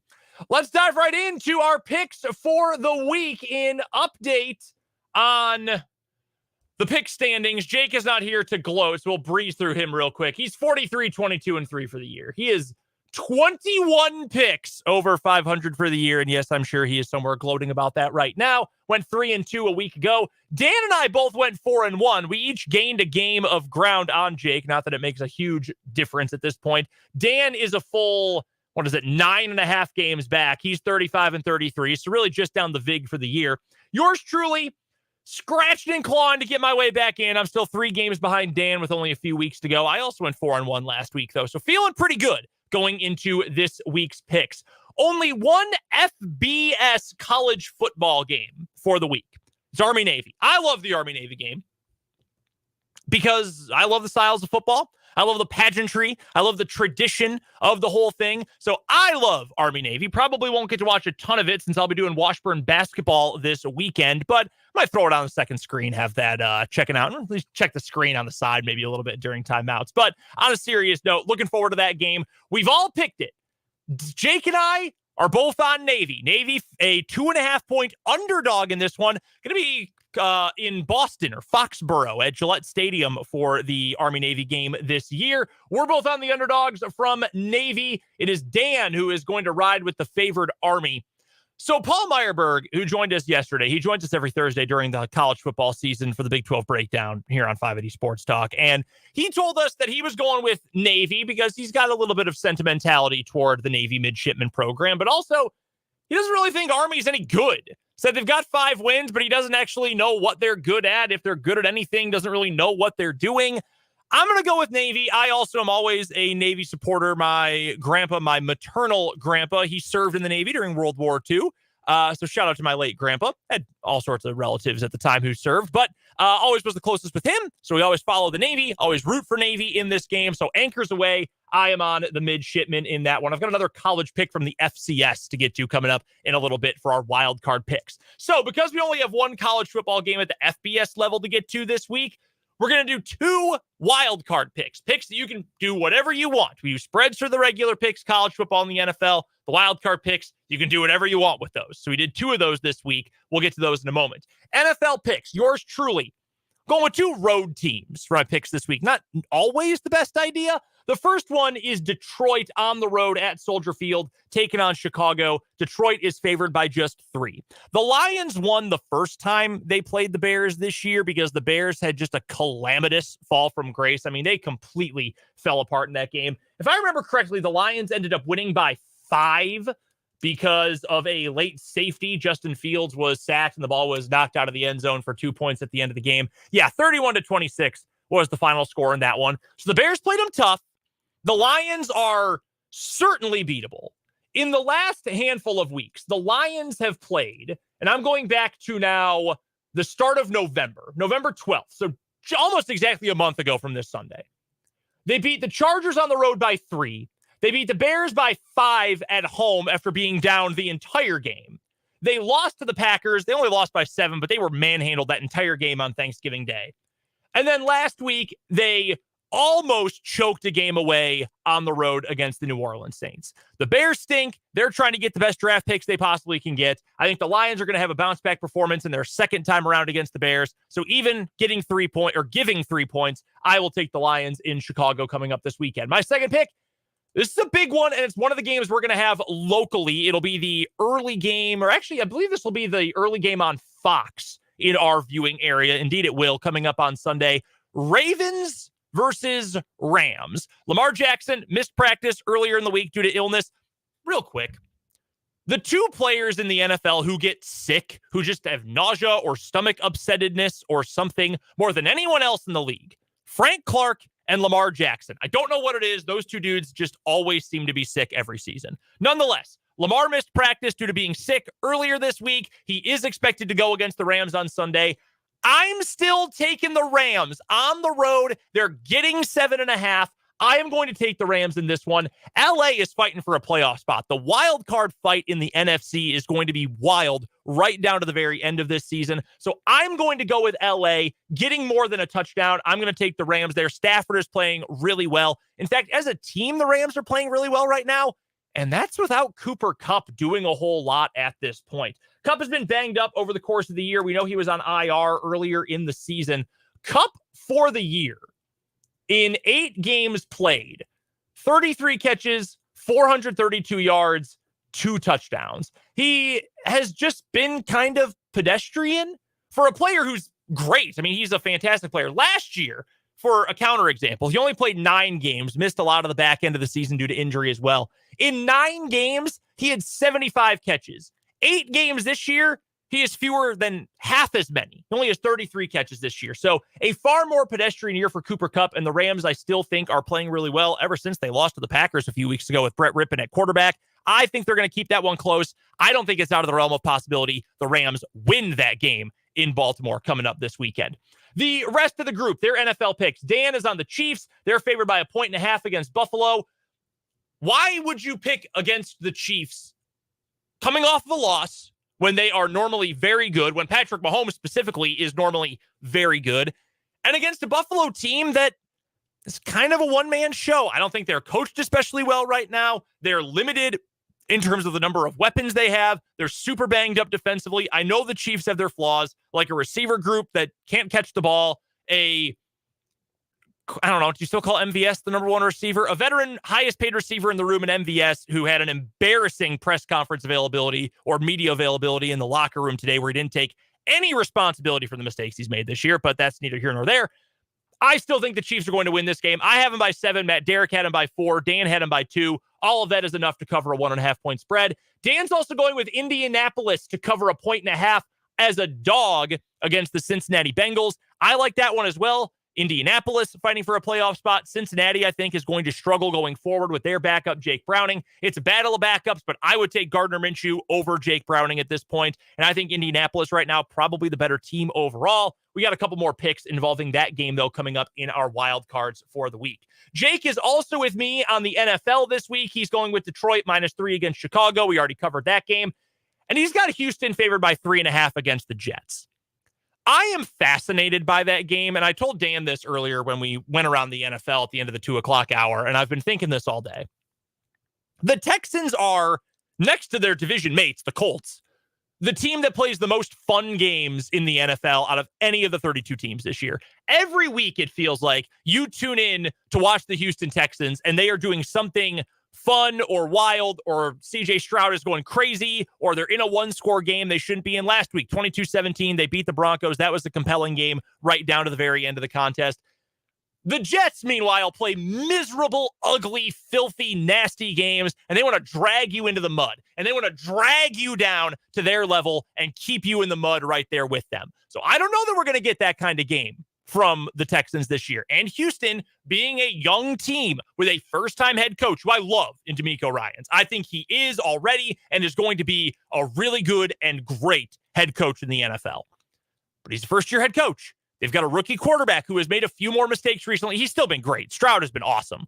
But he's made a few more mistakes recently. One of the Texans' losses this year is a bad loss to a bad team when they fell in a low-scoring affair to the Carolina Panthers.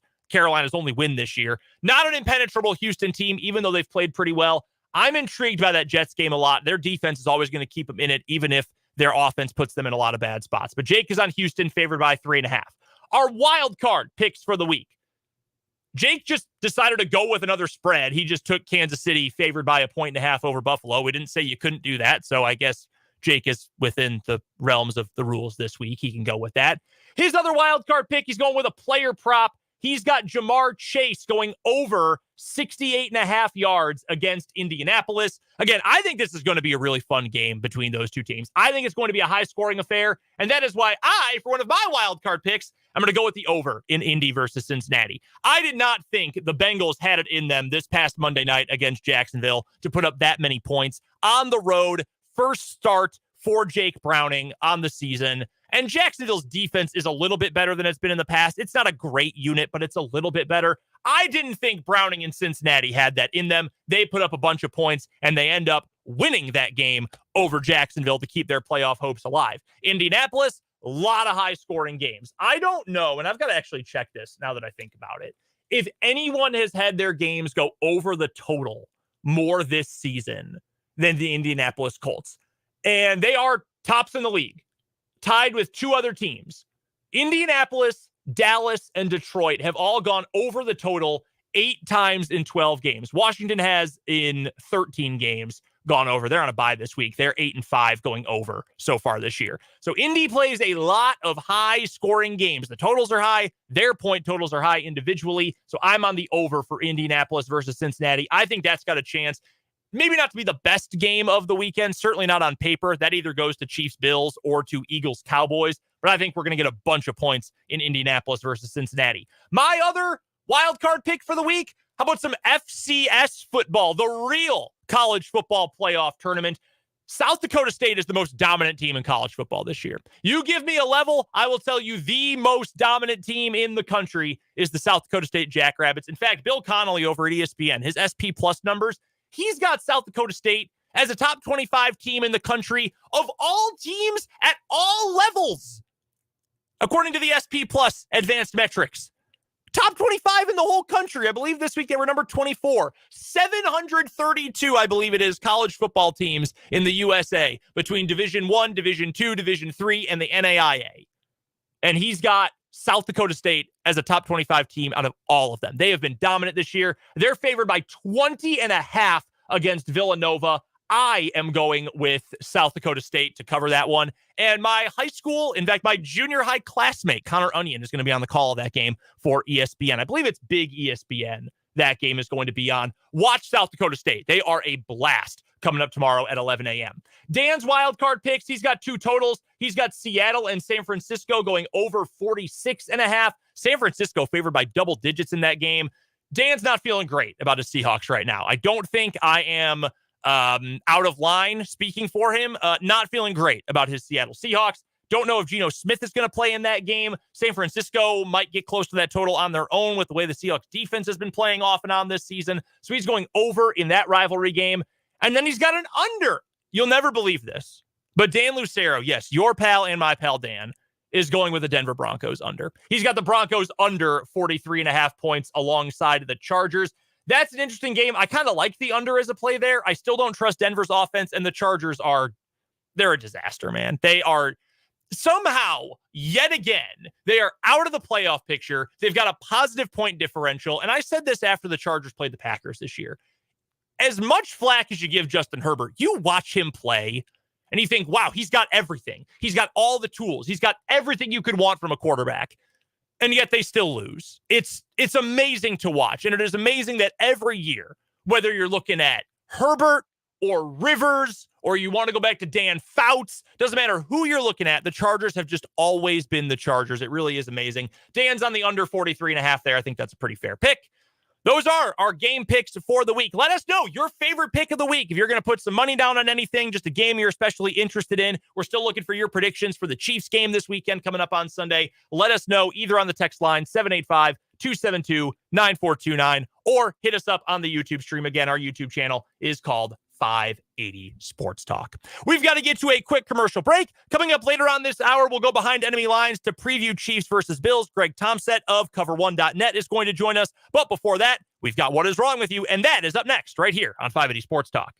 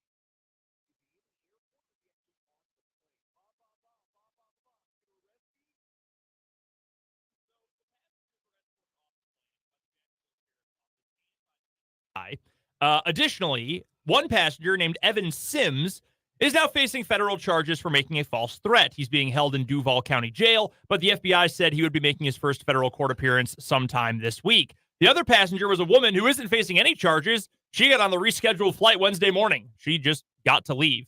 Action News Jax spoke to the woman at the airport. She said, quote, "I'm just still traumatized by everything." The woman did not want to show her face on camera or be identified, but confirmed that she and a man she was with were the ones escorted off the plane by police. She is, again, not facing any charges. Again, do not talk about bombs on an airplane or in an airport. In any context. Like, if you're talking about baseball, call them home runs. If you're talking about football, call them 9 routes or deep passes. You don't need to invoke that word on an airplane, especially when it's in midair. You're gonna make everybody nervous. There are enough stories, and I mean, I know of people this has happened to who have been like loudly joking about it in security, thinking it'd be funny, and then they get asked, "Will you please step into this room off to the side here?" Like, it stops being funny real quick. Yeah, real quick. When people with badges and large weapons holstered to their side suddenly start asking you about it, don't do it. There's just no reason to. And now you ruined everyone's day because you diverted the flight and had to reschedule it. Yeah, it's a bad look. Bad plan. All right, my story, really, it's all in the headline. We are in Detroit, Michigan. It's so cold in the D. And the headline says it all. Michigan man gets 10 years for dealing drugs while on supervised release for dealing drugs. He's going to prison for a decade. 40-year-old Ricky Butler has been sentenced. According to court documents and statements made in court back in March, Butler, who was then on a GPS tether for controlled substance and weapons offenses, possessed with the intent to distribute fentanyl, cocaine, and methamphetamine. He also possessed a Glock firearm, which he used to protect the narcotics. Butler admitted to police that he had been selling drugs for approximately 8 years before he was apprehended in this case. Oh, that's not great. So, yeah, he'd been doing this for 8 years. He got hung up on some charges. He got out. He was on a GPS tether, ankle monitor, however you want to put it, and he couldn't leave the game alone. He just could not stay out of the game. You know, recidivism is a problem for our country. A very real problem, yeah. Very real problem. It is hard to get out of that cycle. That being said, why not try a different crime? What, maybe not the exact same crime you're already doing time for. Why not try not crime? How about that? Like, Yeah. if I had an ankle tether, a GPS tether, I would simply avoid doing more crimes. I would never go anywhere except like to the grocery store and then between my bedroom and the living room. Like I wouldn't do anything other than that. That's terrible.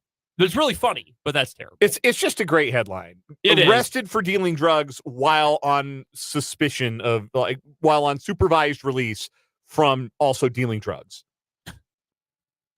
Man, that is bad. Right, so they supervised him dealing more drugs. He just made the problem worse for himself. I mean, I'll say this for the police's part in all this, they got it right. What do we always say? Don't commit a crime while in the act of committing another crime. Try to avoid that if at all possible. We may need to tack on a rider to that particular rule of thumb.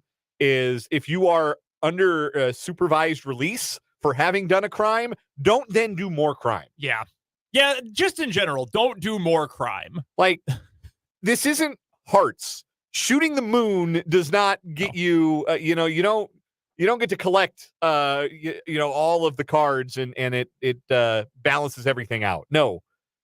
Nah, man, you stack crime on top of crime, you do more time. Yeah. A decade. Man. You ever play Hearts? Oh, yeah, against a computer all the time. Yeah. One of like the 4 games you could play on an old computer. Oh, yeah. And, you get tired of solitaire, and I was never very good at Spider Solitaire. My mom loves Spider Solitaire. Mine, too. My mom might still play Spider Solitaire. Oh, I know my mom does. Last time I was home for Thanksgiving, I saw her playing it on her tablet in the morning. What was the other one? Free Cell. That was the other one. There was Free Cell, and, of course, the GOAT Minesweeper. Yeah. I do love Minesweeper. I still play Minesweeper. Once you understand how to play Minesweeper, I used to always like making the game, like make the board as big as possible and have as few mines as possible and see if I could ever win the game in one click. You could do it. It's doable. All right. Who wins for today? I mean, I feel like we got to lean with the guy who is going back to jail for dealing drugs. Dealing drugs while on supervised release for dealing drugs. It's an incredible headline. Shout out to mlive.com for the headline. It's nice and blunt. Yeah. Followed all the key rules of headline writing. You didn't need to be clever. You just needed to say what happened, and it was sufficient. Yeah, that wins today, but man, this woman pulled a Bart Simpson. She did. No, to a T. Repeated a Simpsons episode. And again, the implied nature of this whole thing. Strong words. Strong, bewildering words. I went back and watched some of that episode last night. She's hiding this at a relative's house, a family member's house. So they clearly knew what the scheme was. She either, the mother in question here, either infuriated that person enough that they went to the cops about it, or was telling friends or another family member and pissed them off enough that they went to the cops and Crime Stoppers and told them about it. So one way or the other, she screwed herself over here. And Christmas, now you're screwing it up for your kids. You're going to jail now right before Christmas time. Come on, that's just terrible. I'm with you. That's our winner for the week. Our real-life Simpsons episode, that is our winner for the week in What Is Wrong With You. Brought to you by Top City Metal Supply. Metal cut to order when you need it. That's Top City Metal Supply on South Topeka Boulevard, right here in the capital city. Coming up on the other side of this timeout, it's time to go behind enemy lines, and we will preview Chiefs versus Bills. Greg Tompsett of Cover One is going to join us on the other side of this break, right here on 580 Sports Talk. Jim Gaffigan.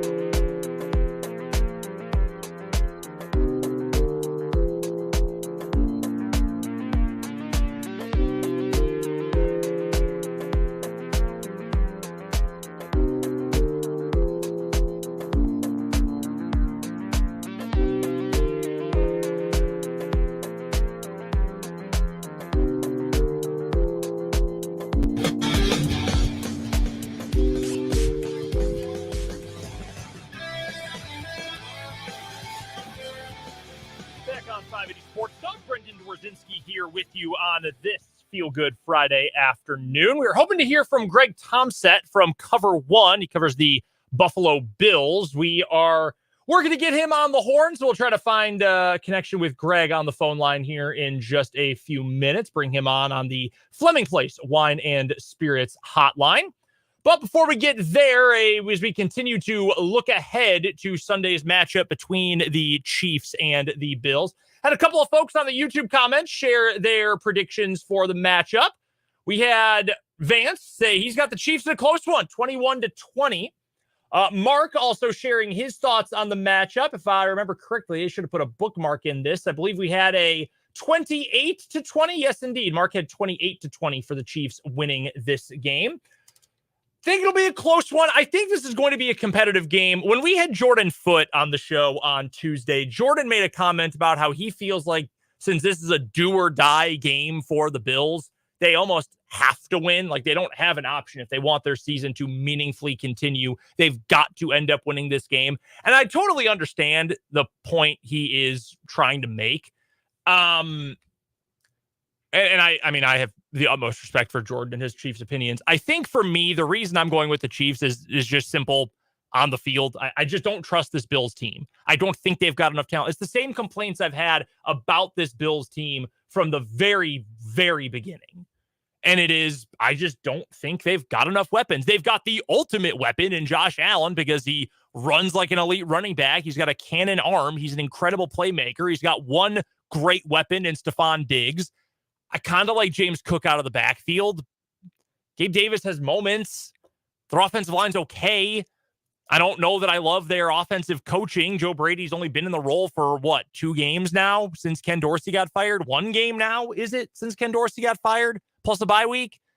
I just don't have a lot of faith in this Bills team, I guess, is the overall issue that I've got with Buffalo right now, is just worry that they are good enough to hang with the Chiefs team. And maybe I'm giving too much credit to the Chiefs, given what we have seen from them over the balance of most of this year. I'm still a believer that this team is a Super Bowl contender. I got a buddy who texted me during Sunday Night Football this past week and said, "No, we ain't winning anything this year." Chiefs fan friend said, "No, we're not winning anything this year. We are disgraceful," things like that. And look, I totally understand being down on this Chiefs team, but until I get a full season, a full body of work, thinking about this team not being good enough to hang with the best of the best in the AFC, I am not going to feel comfortable putting them in that second class. I'm just not. And if you're telling me I'm being too conservative about it, so be it. But that's why I'm taking the Chiefs over the Bills in this game. I've got the Chiefs 27-20. I think they're the better team. I think they're going to show why we believe they're a better team, why we still think of them, the Chiefs, as a Super Bowl contender this year, and not with Buffalo as a Super Bowl contender this year. I think we're going to get plenty of evidence for why I, among others, still believe that this weekend. I just don't think the Bills have enough firepower. I really don't. One other Chiefs note we'll get to here, and we'll get to this real quick. We're going to get to another break. We'll try to get Greg Tompsett on the line. But one other Chiefs note here, Adam Schefter reporting just a little bit ago that Justin Ross is going to return or is eligible to return this week for the Kansas City Chiefs. Schefter reporting this within the last hour. Chiefs wide receiver Justin Ross, who has missed the last 5 games on the commissioner exempt list after an October incident, that's putting it lightly, will be suspended 6 regular season games for violating the personal conduct policy per the NFL. Since any games a player misses while on the list is credited against his suspension, he will be back with the team Monday after the Chiefs game on Sunday against the Bills. So I misspoke. He's eligible to come back after the game against Buffalo. He will have to pay back the 6 game checks he received on paid leave. So fine, whatever. I don't think Justin Ross is going to change a whole lot. I'm still a little bit uncomfortable with the situation that he was involved in. Why did Von Miller never go on this list? I'm still wondering why, after a guy who had to turn himself in for a domestic violence warrant, never had to go on the commissioner's exempt list. I'm still confused by that reasoning. I'm confused by the whole situation. One way or the other, Justin Ross will be able to return after the Bills game, but the whole thing, I think we know why, because Von Miller is Von Miller and Justin Ross is Justin Ross, but it's just odd. You want to talk about stoking the flames, not having good PR. NFL, what are you doing in this case? We're going to get to a quick break. We'll hope to get Greg Tompsett on the line. We'll talk a little bit about the Chiefs and Bills game. We'll go around the rest of the NFL for one final time as well. That's coming up on the other side of this break. We're back in 2 minutes here on 580 Sports Talk. Kids playing in a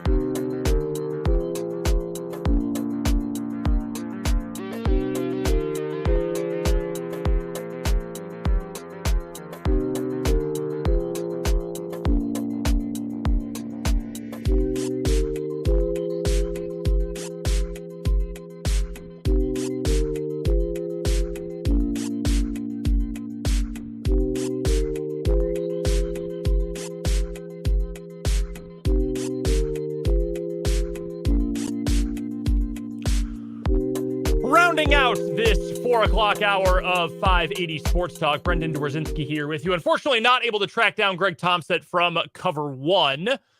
So you'll just have to stick with my analysis for Chiefs versus Bills coming up on Sunday. Of course, you'll be able to listen to that game right here on 580 WIBW. Mitch Holtis will be back for that matchup. We are so thankful for that. So Mitch, Dana Hughes, and the whole crew will be raring to go coming up on Sunday. 3:25 kickoff. Chiefs pregame on the network begins at 2 o'clock again, right here on your home for Chiefs football across Northeast Kansas, 580 WIBW. We've got a question in here from the 785 regarding Mahomes. Question says, what are your thoughts that maybe Mahomes may be tired after being the only team in the NFL over the past 5 years, the Chiefs, to play an extra month or so of stressful playoff football? I know that eventually has to take a toll on him and those who have played during that entire time. Also Kelsey, for an example. This is an interesting question, and I appreciate it coming in from the 785. It's an interesting question. This is something that comes up in basketball a lot. I know this has often been used as not an excuse necessarily, although in some cases it comes up as an excuse. I've heard that about LeBron James a lot, that, he played in, 6 straight or 7 straight NBA finals. He's played so much basketball. There were international competitions, Olympics in the mix. You know, the Cavs or the Warriors eventually. These teams, they played so much basketball, they're worn out. Their bodies are falling apart after all this time, et cetera. And I get it. I do understand that. And I think it's an interesting point to bring up, and it's a unique perspective, and I do appreciate that. I think for me, I don't want to write it off. I don't want to say that it isn't a possibility. I think it certainly is a possibility. I think everything is on the table as a possibility at this point for why this Chiefs season hasn't quite been the same as other years. But I think this is one of those, we've brought up this term a lot on the show recently, one of those Occam's razor kind of situations where sometimes the best answer is the simplest answer. This roster just isn't as good as it has been in recent years. And I know it hasn't changed that much from a year ago, but consider the things that have depreciated over time. And honestly, maybe to the point our texter brought up about being fatigued over time, that probably applies to Travis Kelce more than anyone else because he's one of the oldest players on the team. He's been around a lot. He's been, as Mitch Holthus always calls him, he's been an iron horse. He's played a ton of football for this team over the course of his career, really ever since his rookie season when he didn't play due to injury. He's played a ton of football, a ton of snaps for this team. So maybe for him, it's a little bit different. And it's a little bit harder to get through training camp. And you get a few more nicks and bruises over the course of the year. And it's a little bit harder to work through things. I mean, we read that GQ interview that he did a couple weeks ago, or Vanity Fair, whoever it was with. I think he did multiple interviews. The one where he said that, hey, I still feel every single surgery. I've had 10 surgeries. I still feel every one of them every single day. Tight end takes a lot out of the body. I mean, playing football in general at the NFL level takes a lot out of the body. And to be Travis Kelce, to have played that many snaps, I'm sure that has taken a toll on him. So factor that in to the point that I was going to make about just the general reason why I think this Chiefs team has taken a half a step back this year. Your best pass catcher's old by NFL standards. He's only, 4.5 years older than I am, but for NFL standards, Travis Kelce is old. He's played a ton of snaps. He probably more than anything is physically worn down by the grind of these long seasons. Your pass catchers are not very good. Juju Smith-Schuster wasn't a world beater last year, but he was a reliable enough target, and you no longer have that guy. MVS is the same guy that he's always been, maybe even a slightly worse, the low end of the spectrum of what MVS has been in his career up to this point. Justin Watson has had his moments this year. It's been his best professional season, but he's still the guy who got a 2-year deal for a grand total of $6 million, which, I mean, credit to him. That's more money than I'm ever going to see in my life. But, we're talking about NFL money. And when we're talking about athlete money, it's not the same as you and I money, unless you are an athlete listening to the show, in which case, break your boy off something. I would not complain. I would take it very graciously. But your pass catchers just aren't all that special. They're really not. They're not all that great. You added Rashee Rice, but Tony is not taken off. Watson is who he is. Richie James hasn't done jack for you. As much as I would love to see him make an impact this year, he hasn't done a dang thing all season long. He's been injured a lot too. So you've got the issues there. The defense has played really well. I'm not taking anything away from the defense. The offensive line. Juwan Taylor's been decent enough. He hasn't been great. Left tackle has been a bit of an issue. It's been, you could probably argue, one of the bigger issues for this team offensively. With Donovan Smith, being a lesser version of the best of Donovan Smith. And now he's out and you're starting a rookie this week. So I think to me, it comes down as simply as you got to have the dudes. Listen to Jerome Tang. You got to have the dudes. And right now, I just don't think that the Chiefs have them in the specific places and in the specific ways and just a gross number of them the way that they have in the recent past. And I think that's the biggest difference here. You still got Mahomes, but I've brought up this comparison before, and I'm sure you have at least once or twice rolled your eyes saying, oh, here we go again, another Packers comparison. But it's true. This is a bet that Green Bay's front office made with Aaron Rodgers for years. We are going to win with an all-time great quarterback, one elite pass catcher, and then we'll just fill out the bottom of the roster with the rest of the pass catchers. For the Packers, it was Devontae Adams as your superstar, and then it was Alan Lazard and old Randall Cobb, and lo and behold, MVS and players like that. Geronimo Allison, Equanimous St. Brown. For the Chiefs, you got the all-world quarterback in Patrick Mahomes. You've got your superstar Hall of Fame talent all the way up here at Travis Kelce. And then again, it's MVS. And it's an always injured Kadarius Toney. And Richie James who hasn't done anything. And Justin Watson, who's just filling a roster spot. 40 snaps last week. Didn't have a target. That's what you're getting out of these guys. And I don't know that this is a game against Buffalo where that is going to be a massive issue because, again, I still think the Chiefs are a better team. I think the Chiefs coming off a loss are going to be in a good position to win this game this week. But it is something that I think is going to be a major contributor if the Chiefs do not end up winning a Super Bowl to the notion that, well, they just weren't good enough this year. You go back to 2021 when the Chiefs made the AFC Championship game. and lost to the Bengals. And the Bengals end up going to the Super Bowl. And that was a good Bengals team, really good Bengals team. But you consider that Chiefs team wasn't worse than Cincinnati was at that time. And I'm not going to even come close to making that argument. I certainly think that was a better Chiefs team than it was or just as good of a Chiefs team as a Bengals team, even though the Bengals beat the Chiefs twice that year. That wasn't the problem, though. This year, depending on how the postseason unfolds, depending on how the rest of the regular season unfolds, there is probably a legitimate argument. Maybe the Chiefs and their personnel just weren't good enough. And I think this is the first time since Mahomes took over that you could argue, well, they lost not because of just dumb stuff, but maybe they just didn't have the right guys. I'm not all of a sudden trying to say the Chiefs have a bottom 5 roster, bottom 10 roster, or anything like that. Kelsey's a Hall of Famer. Mahomes is a Hall of Famer. They've got maybe the best interior trio of offensive linemen in the entire league. They've got a great defense. It's not like this is a bum roster. It's still a top 5 to top 10 roster, but it's not that overwhelming group anymore. We've got a texter in from the 913 who says, where was all your wisdom in August? It's like baseball, right? It's like spring training for baseball, right? Hope springs eternal. You go into this year, and I've admitted on the air before, I thought this wide receiver group would be better than they are right now. I thought Sky Moore would be a usable player. It turns out he's one of the worst wide receivers in the NFL. On second thought, just earlier on the show, was I used to defend MVS. I went back and looked. I had a bunch of tweets from when he was in Green Bay saying, no, he's going to put it together. Oh, there's other things going. Nah, he's just not very good. He's a deep ball pass catcher who can't actually catch the ball. But hope springs eternal. You think they've got number 15. They've got number 87. They've got Andy Reid, a defense that should be getting better and better. And the defense part was right. And Mahomes, for his sake, has still been really good this year. Maybe not all-time great, like we're used to Patrick Mahomes being, but he's still been really good. It just turns out that, well, I personally gambled on this wide receiver group. Thankfully, I'm not the one paying them. But I gambled and said, yes, this wide receiver group is going to be good enough. I love Rashee Rice. I think the rest of the pieces are going to be fine. And I was wrong. That happens sometimes. You give opinions for, 20 hours a week.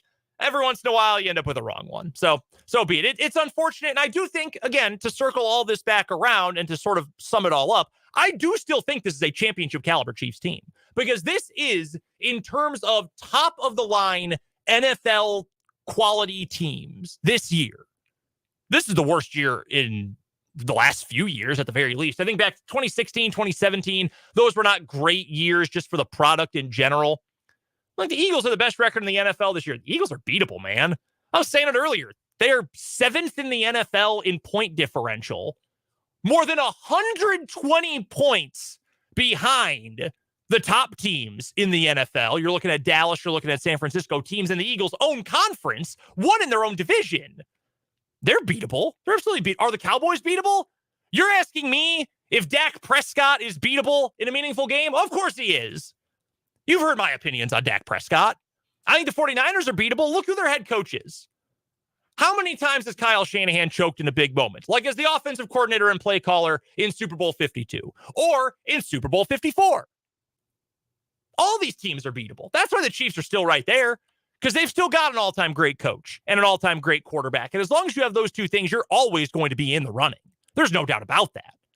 It's just not the same kind of team that we're used to. And I think that's where a lot of the consternation comes from. That being said, I still think the Chiefs are better than the Bills. I know the Bills are desperate. You know what desperation breeds sometimes? Greatness. It breeds comebacks. It breeds Disney movie stories. It also sometimes leads to Josh Allen trying to jam the ball into triple coverage deep down the field or fumbling on a late scramble down 2 touchdowns. That's sometimes what happens to the Buffalo Bills as well, and sometimes what happens to Josh Allen as well. We've got 1 hour left on 580 Sports Talk today. We're still taking your texts, 785-272-9429. Your comments on the YouTube stream as well. Our channel's called 580 Sports Talk. In our final hour, really half hour, we'll get you our 580 Sports Talk headlines, a final word, and we'll send it off to high school hoops with Dan Lucero and Larry Latimer out at the Birdcage. We'll get to the national news, then we'll come on back for the last half hour of 580 Sports Talk.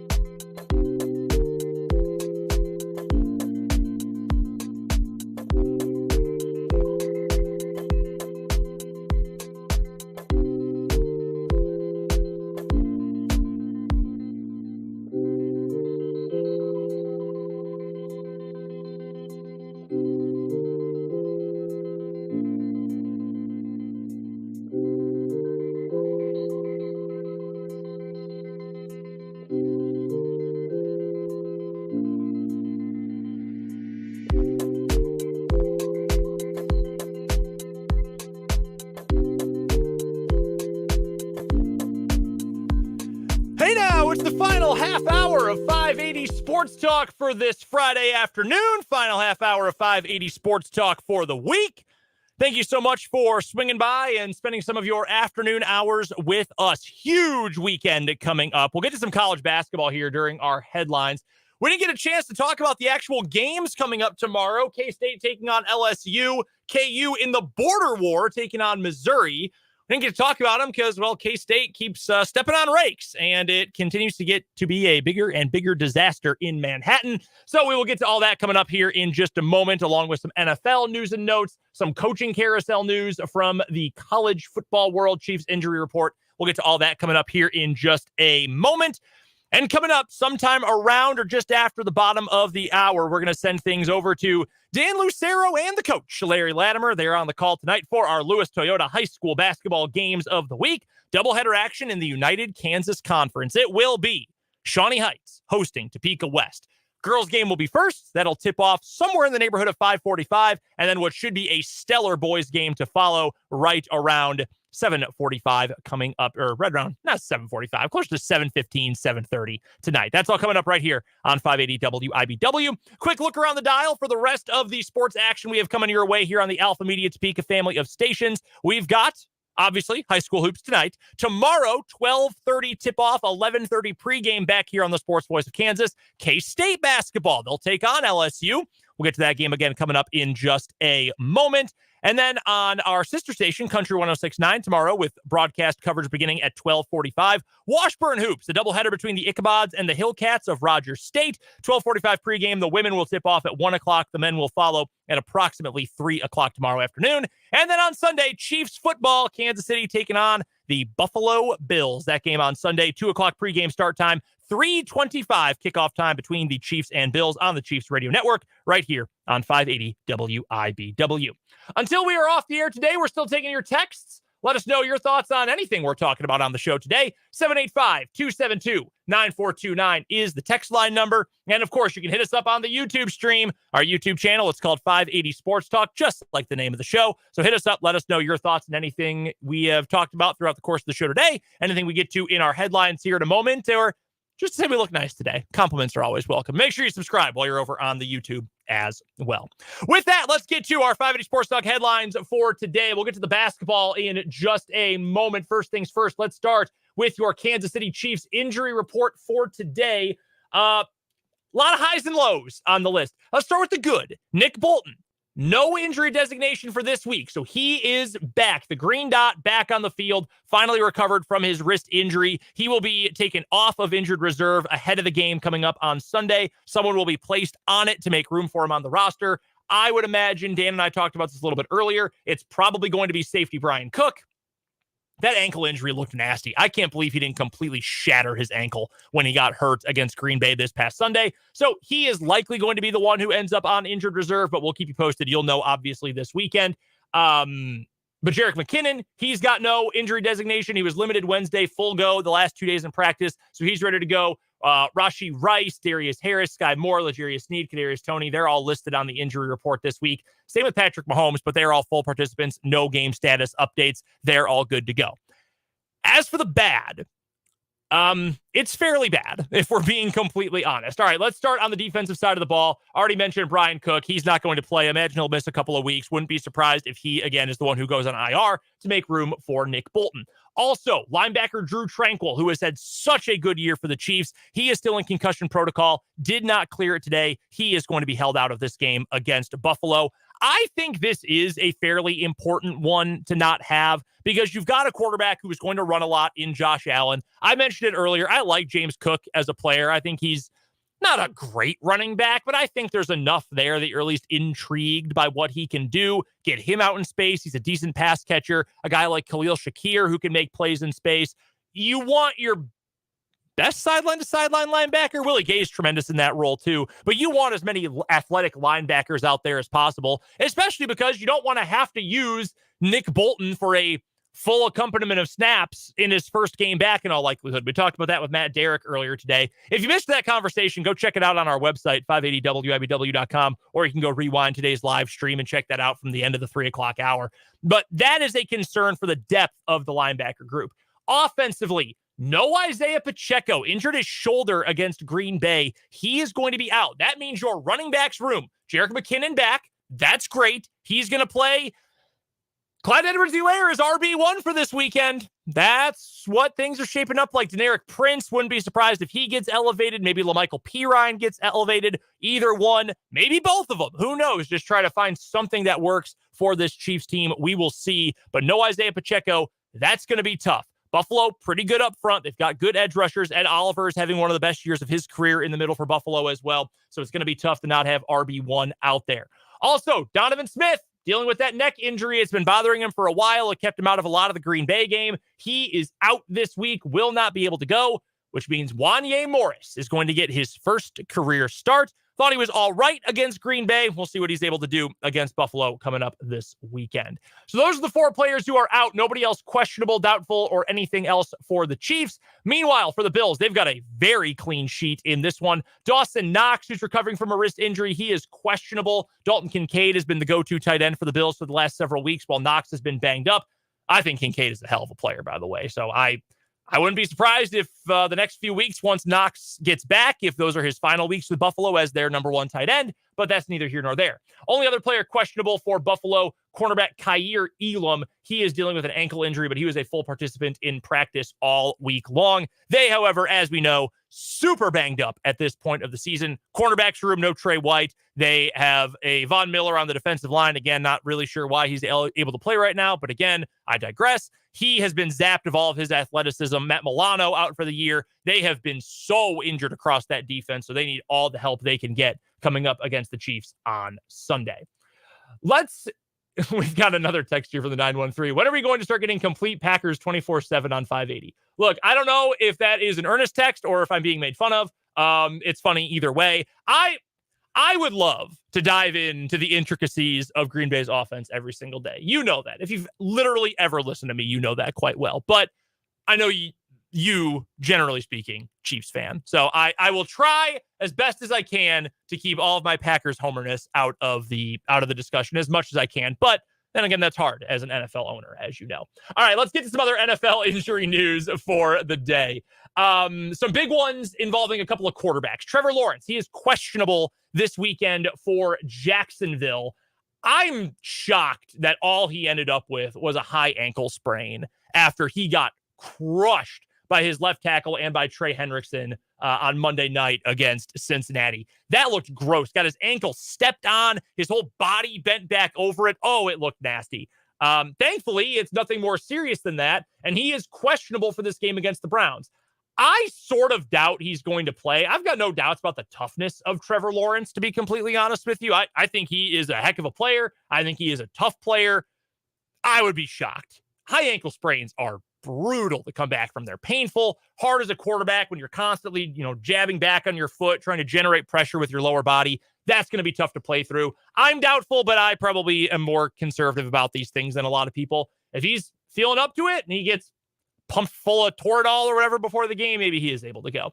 In that same contest, the Browns, they are not naming a starting quarterback for their matchup. Nope, they are going to just wait until Sunday, apparently, to announce whether or not it'll be Joe Flacco or if it'll be Dorian Thompson-Robinson who gets the start in that matchup. We're going full David Beatty, and that is something that you never want to do as a football coach, whether it is the NFL or Division I college, FBS, FCS, Division II, Division III, NAIA, high school ball, Pop Warner, junior high. Really doesn't matter. You don't want to go full David Beatty. And I don't really know what the benefit is of doing that as an NFL team. It's not like you don't have tape. It's not like you don't have stats. There's only so much that DTR can do. There's really only so much that Joe Flacco can do. But more power to you, Kevin Stefanski. If you really think that is going to help you and propel you to possibly being able to earn a win this weekend, well, best of luck. That's all I'll say in that regard. Best of luck to you. Other notes around the league. Oh, okay. Well, we've got actual Packers news, so I'll give myself a pass here. Jair Alexander, still unknown what his status is going forward for Green Bay. He's been really banged up with a shoulder recently, has missed the last 3 weeks. He is at the very most questionable for Monday Night Football against the Giants. I would not expect him to play personally. That's not inside information. as an owner, I like to stay out of that personal business, but I am just doubtful he gets the call. Meanwhile, one other quarterback note for you. We talked about it a little bit earlier during our picks. Lamar Jackson, the second sickest man in the NFL after Frank Clark. He is expected to play against the Rams coming up on Sunday afternoon. That's a big game for both those teams. Baltimore trying to hang on to the pace, I guess is the best way I can put it. That's not a great sentence, but you know what I mean. Right there with the Miami Dolphins for the number 1 seed in the AFC. Dolphins have the tiebreaker right now. The Chiefs are right behind them. Jacksonville's not completely out of the race yet, although if they're without Lawrence for any substantial period of time, they will be out of that race for the number 1 seed. So they've got to earn a win. Meanwhile, the Rams, they've just got to stay in the hunt here for the postseason. I mentioned it earlier. The race for the NFC wildcard seeds going to be bonkers right down to the wire right now. We know the AFC playoff race, when you get to the wild cards, Cleveland, Indy, Houston, Pittsburgh, they're all 7-5. You've got another 3 teams that are all 6-6 in Denver, Cincinnati, and Buffalo. Over in the NFC, you've got the Eagles, the Niners, the Lions, and for now, the Falcons. They're the 4th seed because they're leading the absolutely abysmal AFC South. Even they've got a big matchup this weekend, though, taking on Tampa Bay, who's just 1 game behind Atlanta. Your wild cards at the moment, Dallas, they're going to get in. They got the best point differential in the NFL this year. They are going to get into the postseason. Your 6 and 7 seeds, though, Minnesota, they're in 6th. The Packers, 7th. The Rams in 8th. Also at 6 and 6, but they lose the tiebreaker to the Packers. The Seahawks are 6 and 6. Then you've got a couple of NFC South teams that are at 5 and 7, clinging to their playoff hopes. Going to be a great race for the last 2 wild cards in both conferences. So that Rams versus Ravens game, huge one coming up in the NFC and AFC on Sunday. That's a noon kickoff, by the way, and that's the game we'll be getting locally on Fox in the Topeka and Kansas City markets, and the Wichita market for that matter. One note from the college football coaching carousel here on our 580 Sports Talk headlines for today. And then we'll get to a quick YouTube comment here from the NFL. But I do want to get to this note from college football first. We've got a new head coach at Tulane, Willie Fritz. He is on his way out. He is headed to Houston after a couple of great seasons at Tulane. 2nd in the conference, the American Athletic Conference this year. Won the conference and won the Cotton Bowl. It was the Cotton Bowl last year, beating USC in what was an absolutely thrilling game. Well, they have hired John Sumrall, who has for the last several years been the head coach at Troy. The last 2 years, they've won the conference. In the last 27 games at Troy, John Sumrall is 23-4. He is a sensational head coach, absolutely stellar head coach. And according to Pete Thamel of ESPN, it is a 6-year deal for John Sumrall to end up in Tulane. I imagine the money is probably better going from the American or from the Sun Belt to the American. TV deal money, that's pretty obvious here. The Americans got a better deal than the Sun Belt does. That's a good Troy program, man. And I would give you an argument that in terms of level of competition, top to bottom, or just having as many competent, fun-to-watch teams from top to bottom in the league, the Sun Belt's as good as anyone in the country. They don't have the same kind of talent as the SEC or the Big Ten. Duh. They don't have the same kind of exposure as those leagues or the ACC or the Big 12. Duh. There's some really good football in the Sun Belt. The American, been depleted quite a bit because of realignment in the last couple of years. But Tulane's got a great one in John Sumrall. That's a really, really good addition for that program. Did have a text or a YouTube comment, that I did want to get to. This is from Jason on the YouTube feed. Appreciate Jason and everyone else who's watching along with the show today. Jason says, I'm just curious. Yes, I'm a Dolphins fan from Kansas. What would be better for the Dolphins? I'm rooting for the Chiefs, but what would actually help us out more? It's Buffalo, I think. I think if you're Miami, you've got the number 1 seed right now because you have the tiebreaker with Baltimore. You want the Chiefs to lose because the Chiefs have the tiebreaker over the Dolphins. I love this time of year. This is so fun. We get into all the little intricacies and all of this. Love this time of year. You, if you are Miami, want Buffalo to end up winning this game. If I'm Miami, I'm not worried about Buffalo in the division. I'm not worried at all. Buffalo still has a handful of games that they are going to have a really hard time with this year. If I'm not mistaken, on their schedule, they've still got the Cowboys coming up. That's next week. Chargers, that'll just be a mess. And then they end the year with Patriots and Dolphins. By that point, week 7 or week 18, the Dolphins will probably have the division wrapped up. I think they're going to end up being just fine, even with their own tough games still to come, including the Ravens and the Cowboys for the Dolphins. But I do think in the end, you want the Chiefs to lose. The Chiefs are always going to be, at least in their current iterations, more dangerous than the Bills, especially with a couple games still separating those teams in the AFC standings. If you are Miami, if you are Baltimore, you do not want the Chiefs to win. You do not want the AFC to go through Arrowhead at any cost, especially if you're losing the tiebreaker. And if you're the Dolphins right now with the number 1 seed, losing the tiebreaker to the Chiefs, you do not want to lose out on that one advantage you've got right now. That does it for today's 580 Sports Talk headlines. We've got one segment of 580 Sports Talk coming up before we send it off to high school hoops. And we'll talk a little college basketball this weekend. We've got the Border War. K-State with its first true road game of the year down at LSU. We'll look ahead to weekend basketball and get you ready for high school hoops. Coming up as we wrap up this Feel Good Friday edition of 580 Sports Talk.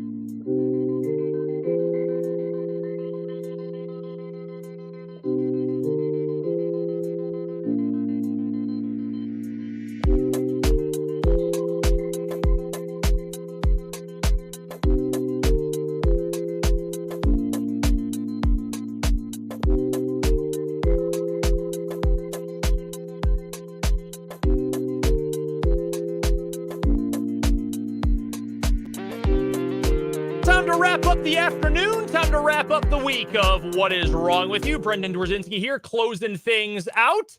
Don't forget, we've got Lewis Toyota High School Basketball Game of the Week doubleheader action coming up as soon as we are done here on Sports Talk. Dan Lucero and the coach, Larry Latimer, are live right now from the Birdcage at Shawnee Heights High School. Big UKC early season matchup, Topeka West on the road at Shawnee Heights. That boys game is going to be a dandy tonight. We'll start with girls action right around 5:45. Pregame will begin as soon as we are done here in just a few minutes on 580 Sports Talk. And of course, Washburn basketball tomorrow. Coverage beginning at 12:45 over on Country 106.9. K-State hoops back here on 580 WIBW tomorrow.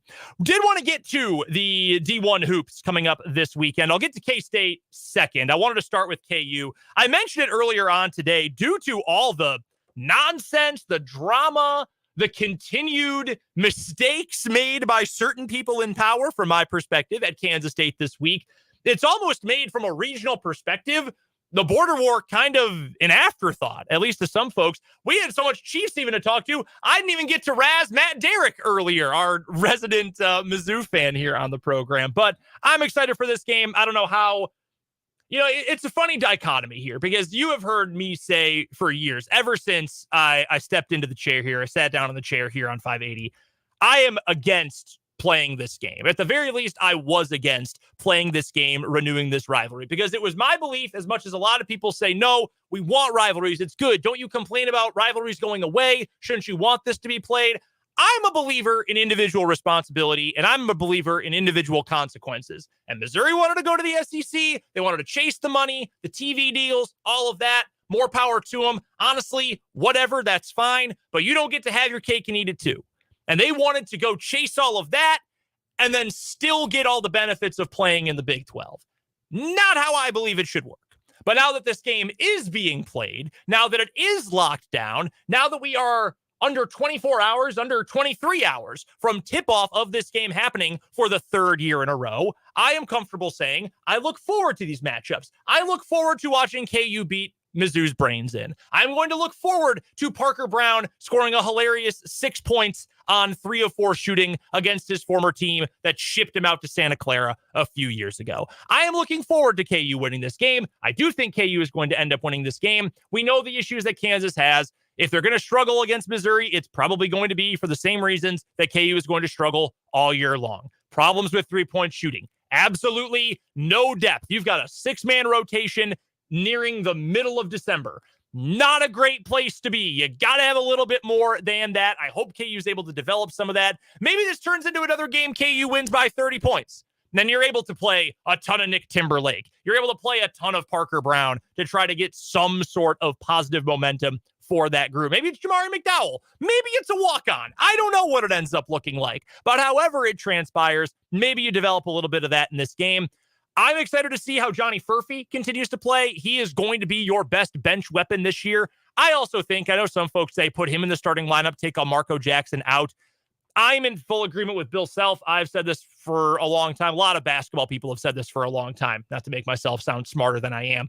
It is more important who is closing than who is starting. And Bill Self wants to go with a guy like Furphy who can give you quick offense, who can give you defensive energy, who can get out and run. He wants that to come off the bench.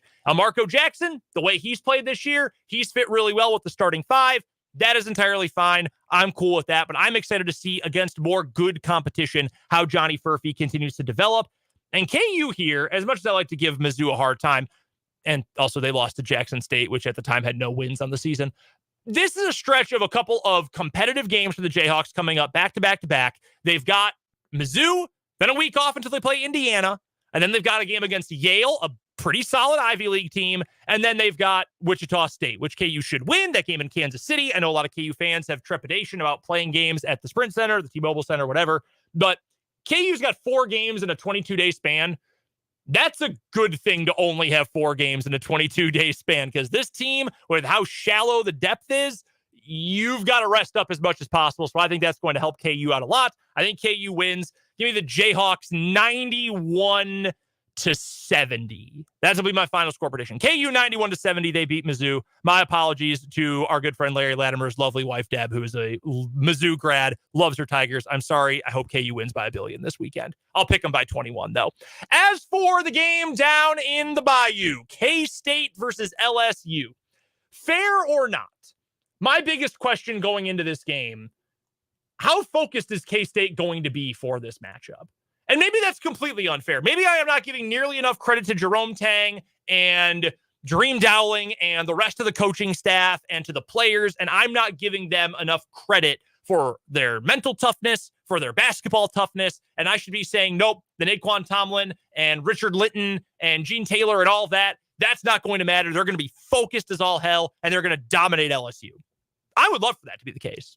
And I think that would be an incredible statement by this team, by this roster, by this coaching staff, if they're able to make the trip down to Louisiana and they're able to put together a game like that. Do I have my concerns about it, though? Big time. Yeah, very concerned about that. So are they able to focus? Are they able to put all of this out of mind? We talked about the rumors a little bit ago that maybe there's some more discipline coming down because basketball players were in attendance at one of the student-led protests this week. I don't know if that's actually going to end up happening. That's something that's obviously out of our control. If it happens, it happens. It is what it is. This is not a pushover LSU team. Last year, in their first year, and I got to make sure I get LSU's coach's name right because I have gotten it wrong multiple times before. It's Matt McMahon. I need to make sure I know the name of their head coach. Matt McMahon. It is Matt McMahon. Okay, the former head coach at Murray State. Wanted to make sure I got his name right there. His team has gotten a lot better this year. Last year, they finished the season outside the top 150, according to KenPom. This year, they're in the top 100. They're 93. Is that great? No, it's not. However, it is good enough that they're going to give K-State a game. I hope they give K-State a good game. It makes it certainly more fun for us from a spectator perspective. I just hope that K-State is able to put together a good effort. They can put the distractions back home in Manhattan to the side and can at least give K-State fans something to cheer about this weekend, because Lord knows y'all need it. I know for a fact y'all could use something to root for. That does it for 580 Sports Talk today and this week. Thank you so much for spending some of your afternoons with us all week long. We're back on Monday from 2 to 6. The full crew will be here with you breaking down Chiefs versus Bills. We'll break down all the basketball from the weekend and a whole bunch more. That's Monday from 2 until 6. For Dan Lucero, for Jake Laban, who is off today, I'm Brendan Dworzinski. We're going to take a quick time out, and then after that, we'll send it out to the Birdcage at Shawnee Heights High School in Tecumseh for our Lewis Toyota High School basketball doubleheader of the week with Dan Lucero and Larry Latimer. That's coming up on the other side of this break. We appreciate you for listening all week long to 580 Sports Talk.